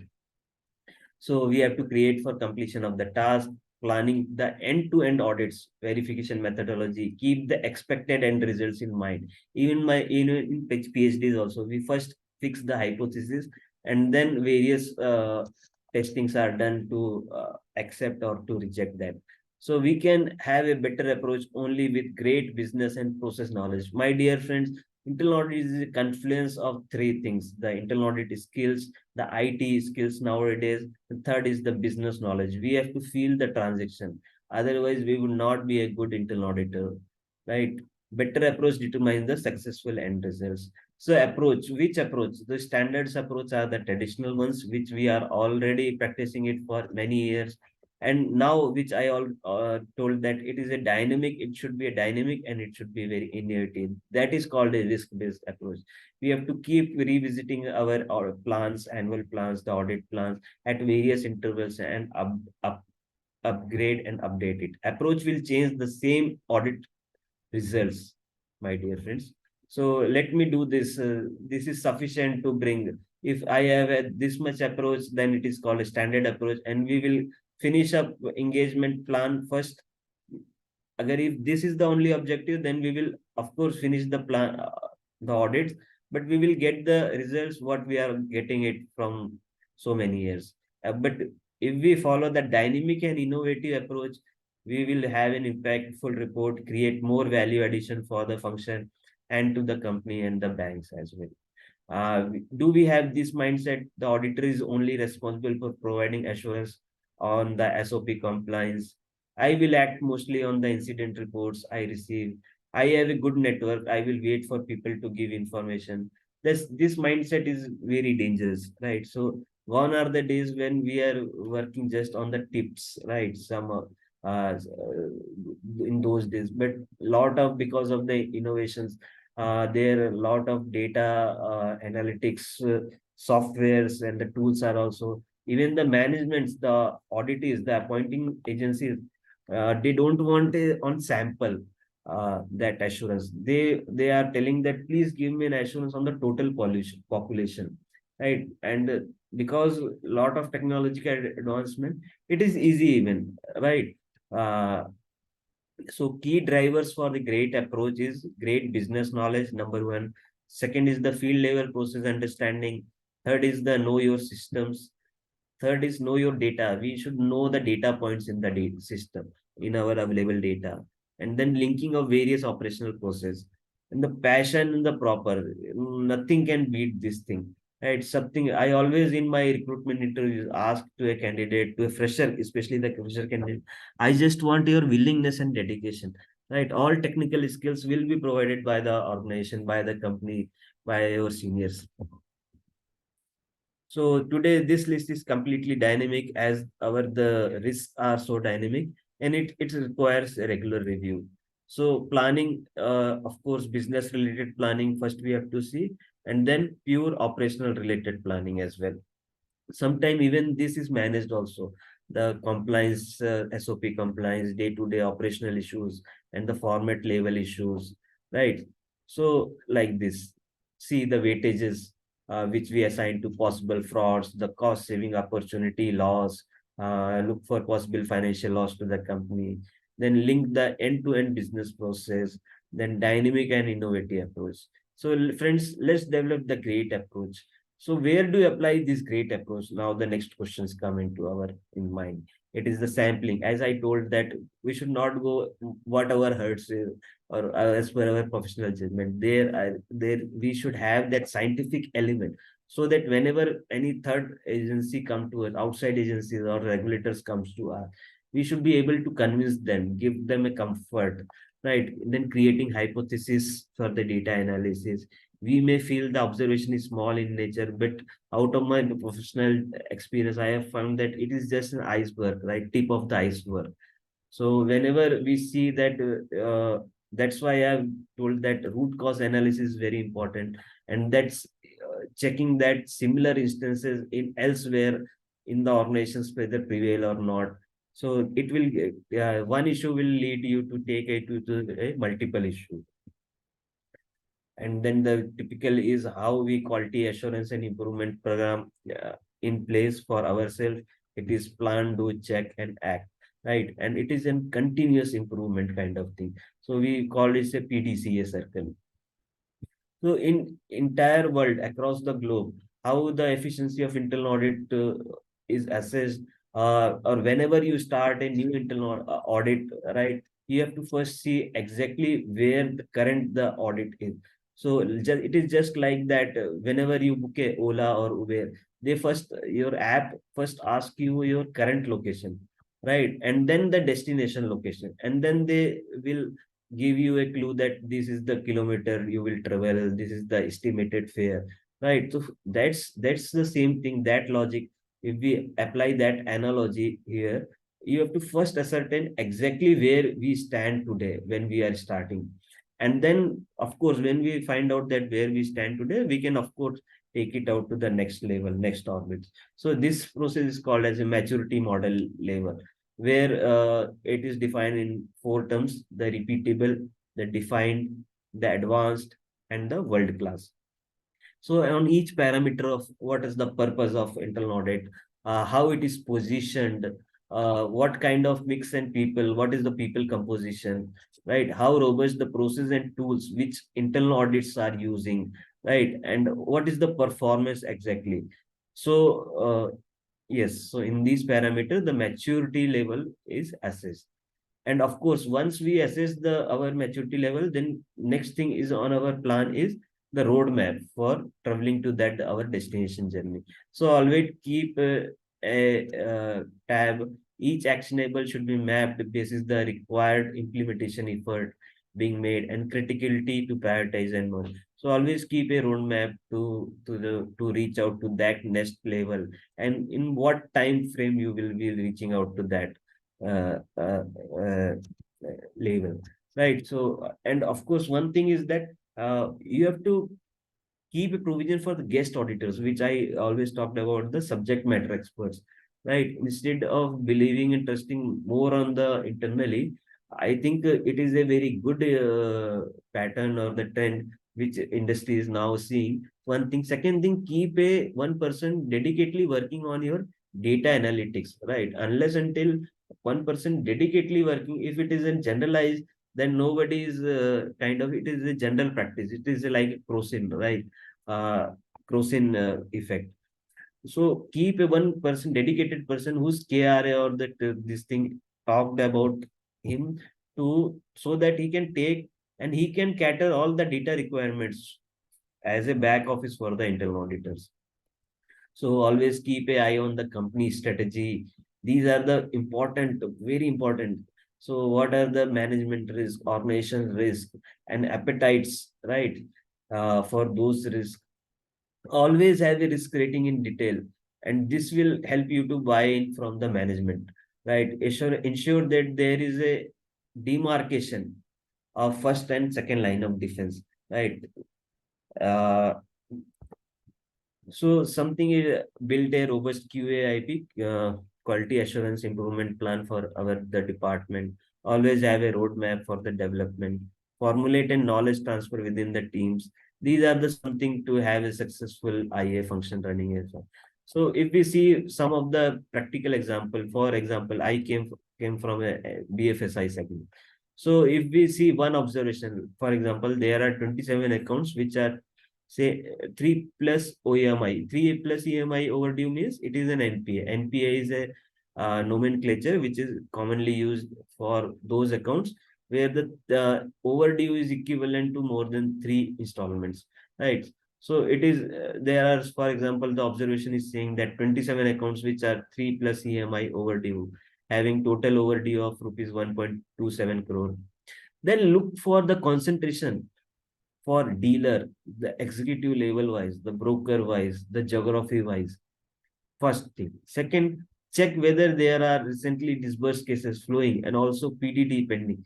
For example, if vehicle does not an invoice, so first doubt has been come whether vehicle is delivered or not in first place, right? So we have to deeply drive into the each and every observation like this. If this is recently disbursed case, then look for the credit failure. Of course, for we have to look for the credit failures. What went wrong, right?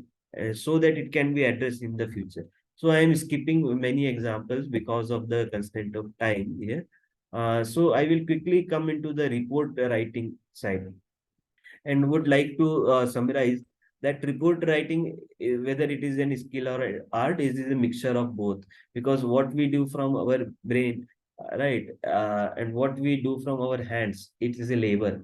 And what we do from our mind is intellectual. And when we do something from our heart, it become an art. So report writing is something where you need every knowledge of everything.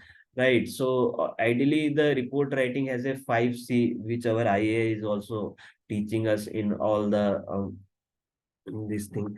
So first is the condition. So condition is something that observation which we have observed, and second is the criteria. That observation has to be measured against some barometer, right? So there are three standards criteria which has been considered as a good. First is the internal policies and procedures prescribed. Every organizations have those SOP kind of things in place, process note, right?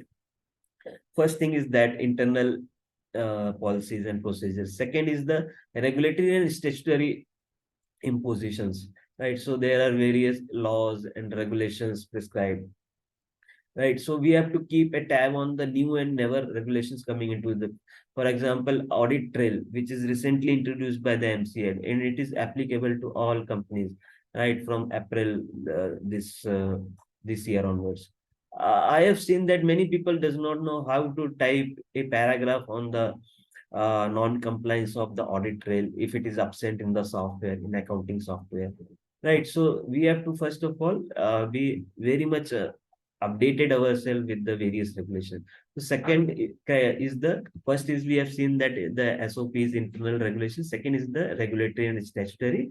Third is the benchmarking, right? It is the market best practices. So there the role of networking, the webinars, the seminars, and whenever we interact with some our peers in the industry. So these three are the criteria. Outside I don't see, I have not seen anything come out of these three. So first is the condition. Condition has to be matched against these criteria, and then leading us to the consequences, the risk impact, right? Uh, Consequences. If we not follow this, penalty would be there. If we not follow the regulator will take it as a negative connotation, right? Something like that. And fourth is the cause, the root cause, which I discussed.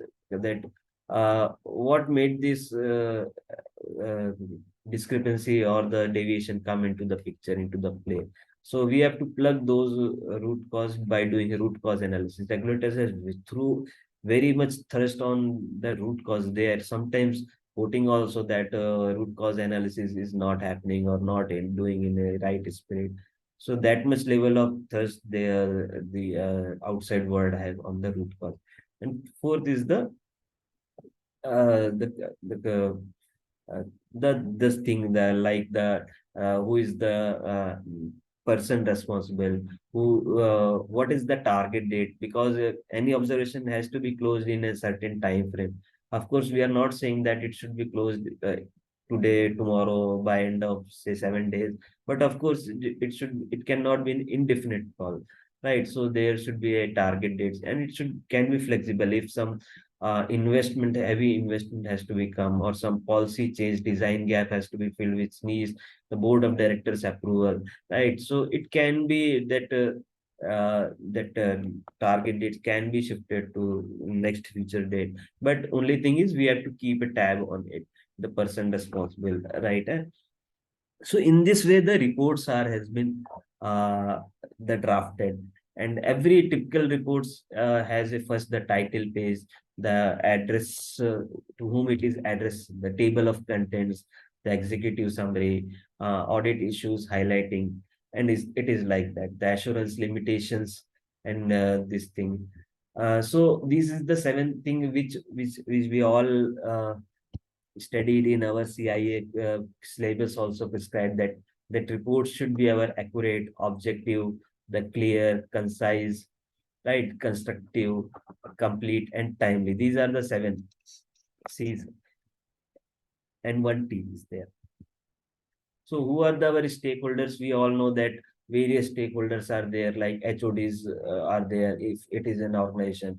Then process owners are different from the HODs. Then CFO, CEO, MD, the statutory auditors, the regulators, the board, right? The investors, the fraternity, the shareholders.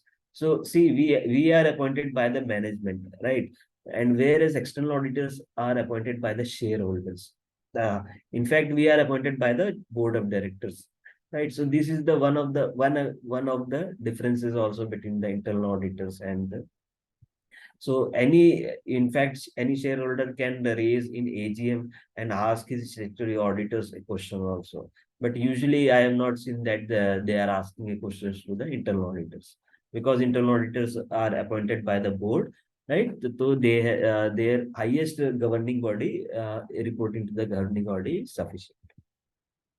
So how should be the management response? This is something like a very peculiar thing, because after having a very super duper audit observation and having reaching out to a conclusion also, but response is not that much enthusiasm, that not up to the mark. So ideally all the responses should have a four components. It is first is the corrective action, second is the preventive action, and third one is the reason why that deviation came into the picture. Fourth one is the target date and the person responsible. If corrective action is how we are addressing it right now, reason why this is happened, corrective action, how we are now setting it right.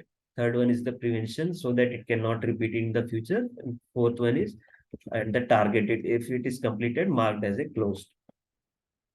The flow of report, the incomplete information, the drafting errors, use of technical jargons, all these will are kind of a distortion, right? So we should avoid all these spelling mistakes, the wrong English, incomplete sentences, wrong long sentences, and much more is there. We will definitely share we will see that this presentation will be shared.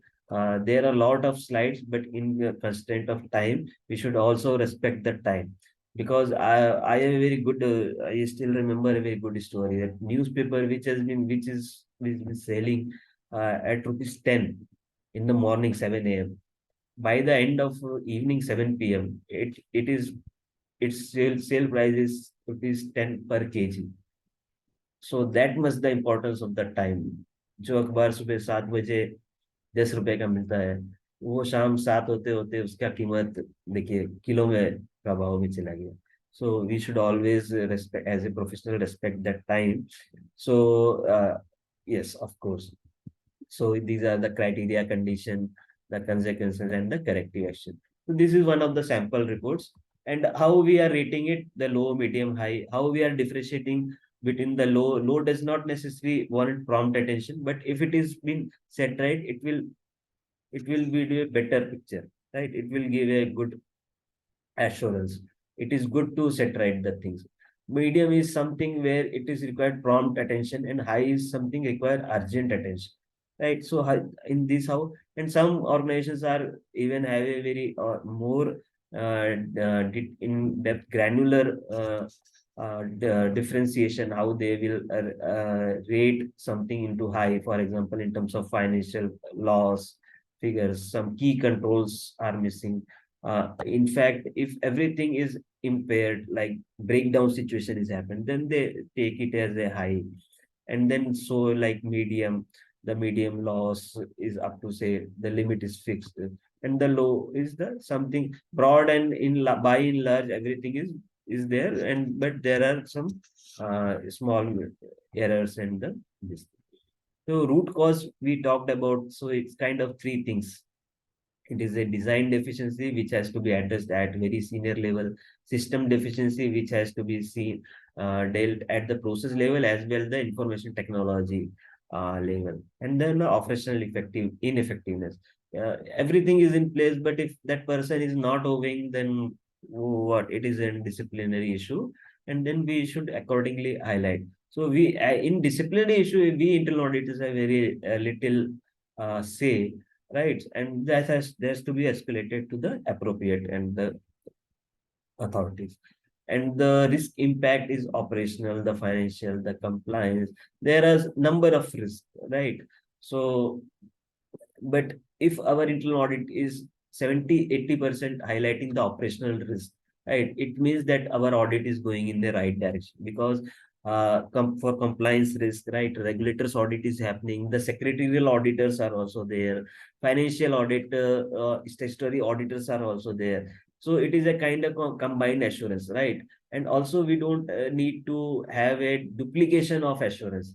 So we have to again see that someone is at least addressing those risks in the inside that organization or that company or that bank or that NBFC, right? So as an internal auditor, we have a lot of say in the operational side, and if our 60-70% of the issues are from the operational, it means the audit is going in a right direction. So this or something like that, we can rate our audit is also good. Is say if out in a scale of 100 they score more than 90, say satisfactory is somewhere from 80 to 90, marginal is somewhere from 70 to 80, weak is somewhere from less than 70, something like. Some can even debate that why not move from 95 and above. So we can make any number of good, best, the superb, like a fantastic, like any rating we can. But I think that these are the sufficient ones. 4 ratings are sufficient ones, and this is how we can rate our auditors. So these are the challenges, right? Factual errors are some of the things which we need to address immediately. I think I have cut on the time, and let me see. Yes, so we are on the just on the some of the few slides are there only. So reporting, yes. So yes. So yes, this is a question from one of our friends also inside the chat box that have what is the benefit I derived from by automating my internal audit process. Of course, we are in the process of automating the internal audit. So I can say that I have differentiated into three steps, right? Level 1, level 2, and level 3. So this is something which I talked about beyond ROI. ROI is rate return on the or investment. If we invest say, some X amount of money in automation, so of course we will get the ROI. But this is something more and over and above our ROI. Efficient audits the powering the timely and informed decisions that give confidence to grow exponentially. And at level 1, it will ensure higher efficiency, leading to see 30-60% time save. I talked about that. There is a huge time release, and what how we will use this time which we are saving or the release time. We can reduce the new hire, my dear friends. We can even increase the scope of the audit, so then man days can be increased on an audit, right? We can increase the frequency of audit, and we can add new types of audits also, right? So these are the four things which we can do out of the time saved, right? At the level 2, that early decisions resulting in early identifications of risk. So once the risks are identified on prompt basis, we can have an immediate decisions. We can early risk mitigations are there, lower compliance issues are there, process adherence are more there. So I have out of my experience, I can say that compliance cannot be in percentage, right? It is for, it should be always be in totality. We cannot say that we are 70%, 80% compliant organization. In fact, I have not seen a person who is 90% honest, right? Or 99% honest, right? Either he is honest or something dishonest. Of course, in these days, people have thresholds limit also on honesty. Up to this level, I will not name it after that. But that is something on the lighter note only, right? So compliance issues would be, of course, very fever, I would say. At level 2, we can gauge this at like this. At level 3, the efficient and effective audits resulting in higher confidence, the board of directors, their exponential growth. So I have seen many times managements and boards are busy on this. This person has done the, some person has done the fraud, that person has taken the money, and all these the day-to-day matters, right? So they are not able to come out of the regular routine issues and take the organization to the next orbit, to the next level, right? So if efficient and effective audits will be there, then management and the BOD's board of director can also think about how to uplift the life of employees, the society.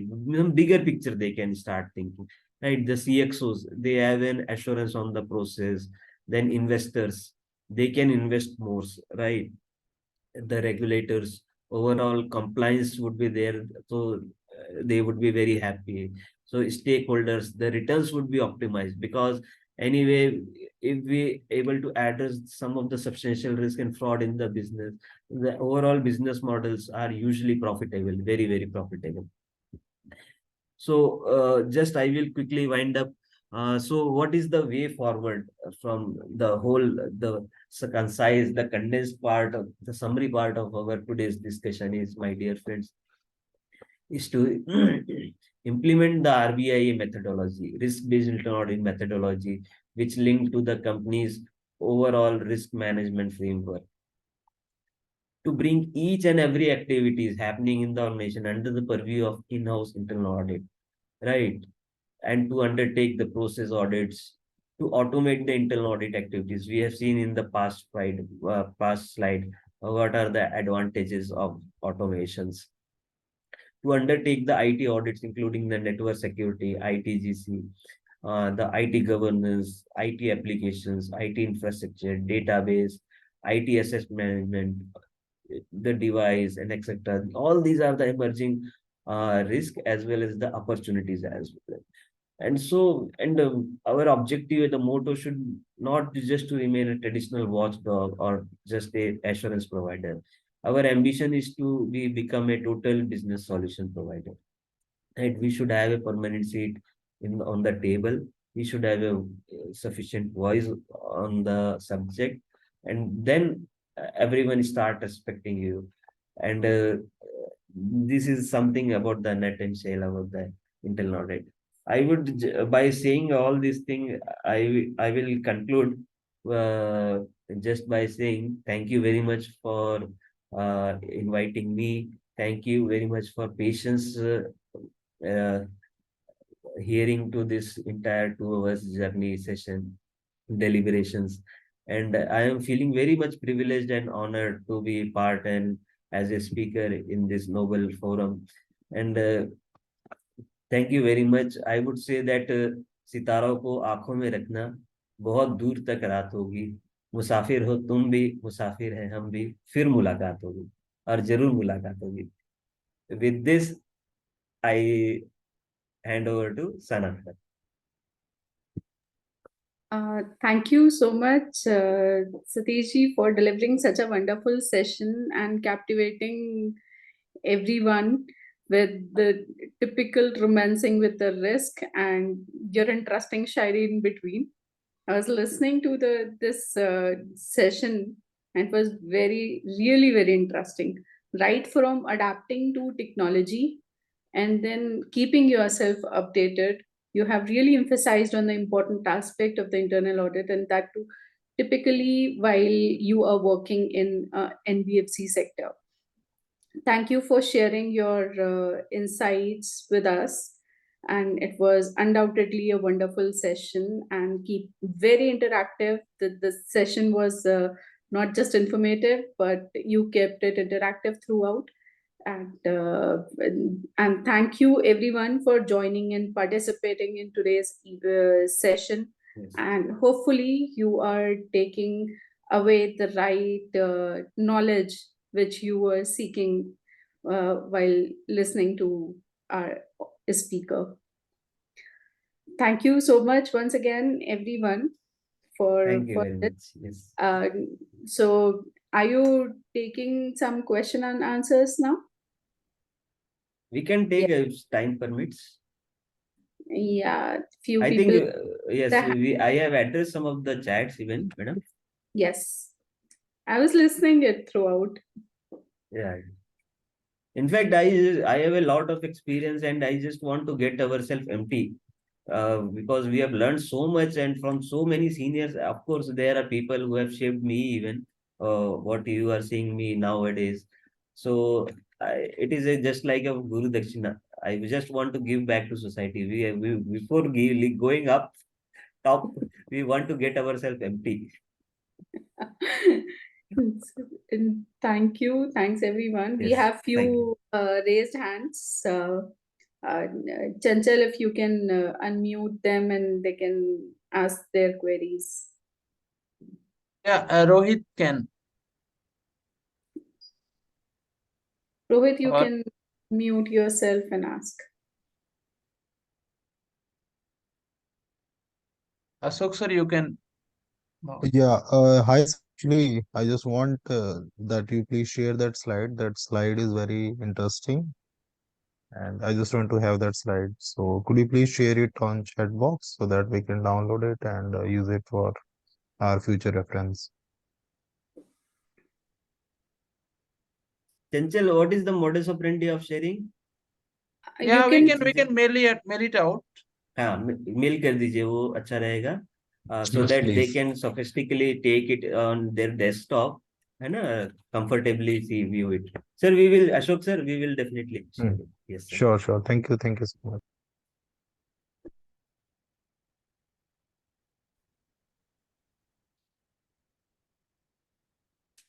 Any other questions from anyone?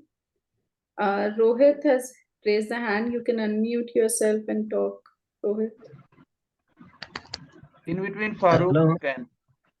Okay, Farooq is there. Yes. Hello, good afternoon. I'm calling from Nigeria. Like Yeah, you said the other time that we can get all the information on the YouTube. I didn't get Hello. you, Farid? You said from your section that we can Uh-huh. get the information from the YouTube. You, Something. acha, How okay, could okay, okay, okay. yes, how could we trace it on the YouTube so that we can have Yeah, a yeah, yeah. full knowledge yeah. So I think he's talking about that when we will Yeah. publish our So, recording. Farooq, we will put this webinar, today's session, on IAA India YouTube channel, official channel, within next 3 days. And since over this weekend our team is not working, but we'll definitely get it done by the next working day. Okay, thank you very much. And since you are registered, you will also get a link for this along with the PPT.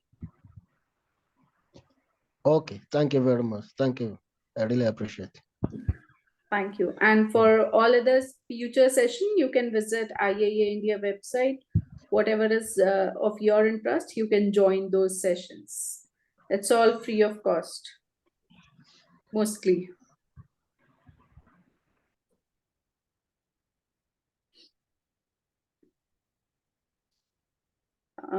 All done. I think yes. Another one. Yeah. Mr. Krishna Das has also raised his hand. Sir, so one of the question is that in spite of having an internal audit function, we see many of the organization actually collapsing, and we are trusted consultants for the board in order to take decisions. So what is that you feel? Is it because of the impact on the function working independently, which is actually causing those dilemma, especially in order to function as an effective team, or what is it which is actually causing this problem? Yes, I think I should address this. This is yes, Krishna Das, you have rightly pointed out that lot of incidents we have seen, lot many organizations collapse, right from the DHFL, right, the Reliance Capital, right, ILNFS scandal, and those days from Satyam, right. One I am very very much clear that if management is decided to defraud their investors and the shareholder, no one on this earth will save. Because if they are like a parents to them, their children, like, right, if parents decided to defraud their children, then no system will be able. One thing. Second thing is, there are many assurance providers. As I rightly pointed out, that there are statutory auditors also there. There are secretarial auditors also there. Regulators are also there, right? So, as an internal auditor, no organization can eliminate 100% risk of fraud. Even the biggest and the sophisticated and the best NBFC or the bank, you name it, and I can guarantee you just take, because everything is nowadays in the public domain. Data is right. If we go in their website and download the latest 2023 website, we will found there it is because it is mandatory to report fraud happening, right? In the board will report and the auditors also report. So you will find that frauds are happening, still happening. So that's there wise the that triangle, that fraud triangle come into the picture, that the need, the avenues, the opportunities available, and then the justification. So we cannot do anything on the justification. Anyway, one or how somehow they will start justifying their acts. Right? We cannot even 100% fulfill anyone's need also. Right? But what as an internal auditor, we can plug that opportunities part. Right? We can bridge those opportunities part. So of course, yes. So yes, and of course, we are not an absolute assurance provider. It is a reasonable assurance. So, but internal auditors, we have seen, sir, that after having a internal audit function in the organizations, right, it gives a big boost and comforts to many regulators. In fact, they are feeling comfortable. Investors are comfortable in investing money. Shareholders are comfortable in getting good as a return dividends, because the frauds has been. And we have seen also that the risk appetite, right? We have to bring every aspect into that within the risk appetite. I think this, and the fourth one is, if we go into that PNB fiasco also, that Punjab National Bank and something 7,000, 8,000 crore, someone. If we start looking into that aspect, that has been happening from years on for years. So again, that the connecting the dot process come into the play. So it is a mixture of course, you are right that no auditors on the earth can 100% guarantee or give an absolute guarantee. But with the but of course, yes, one thing is there are some instances only in the history, right? We have some 7,000 companies listed in the Bombay Stock Exchange. Not all 7,000 are having this kind of uh, collapse issues, right? Four or five. So even the Six Sigma, I told you, the Six Sigma, the best parameter in the quality control, which many certification, huge money, people are spending shell out money on getting that certification. That even talk about 6 errors out of a 10 lakh population, right? So in 98,000 companies, 4 or 5 companies collapsing, then it cannot be called a systematic issue, I think.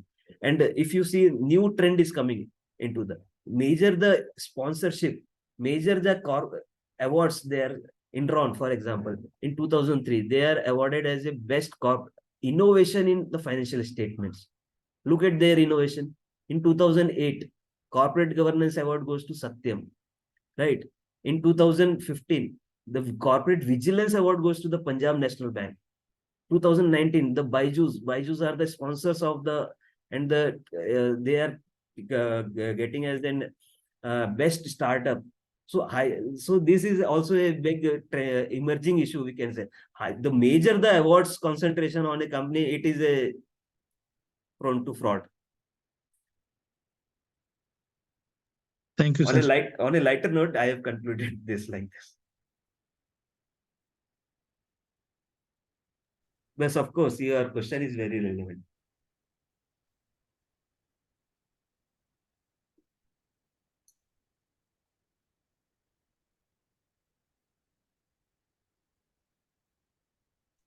Any I other? think questions are duly answered and very well taken by all. We can now conclude the session.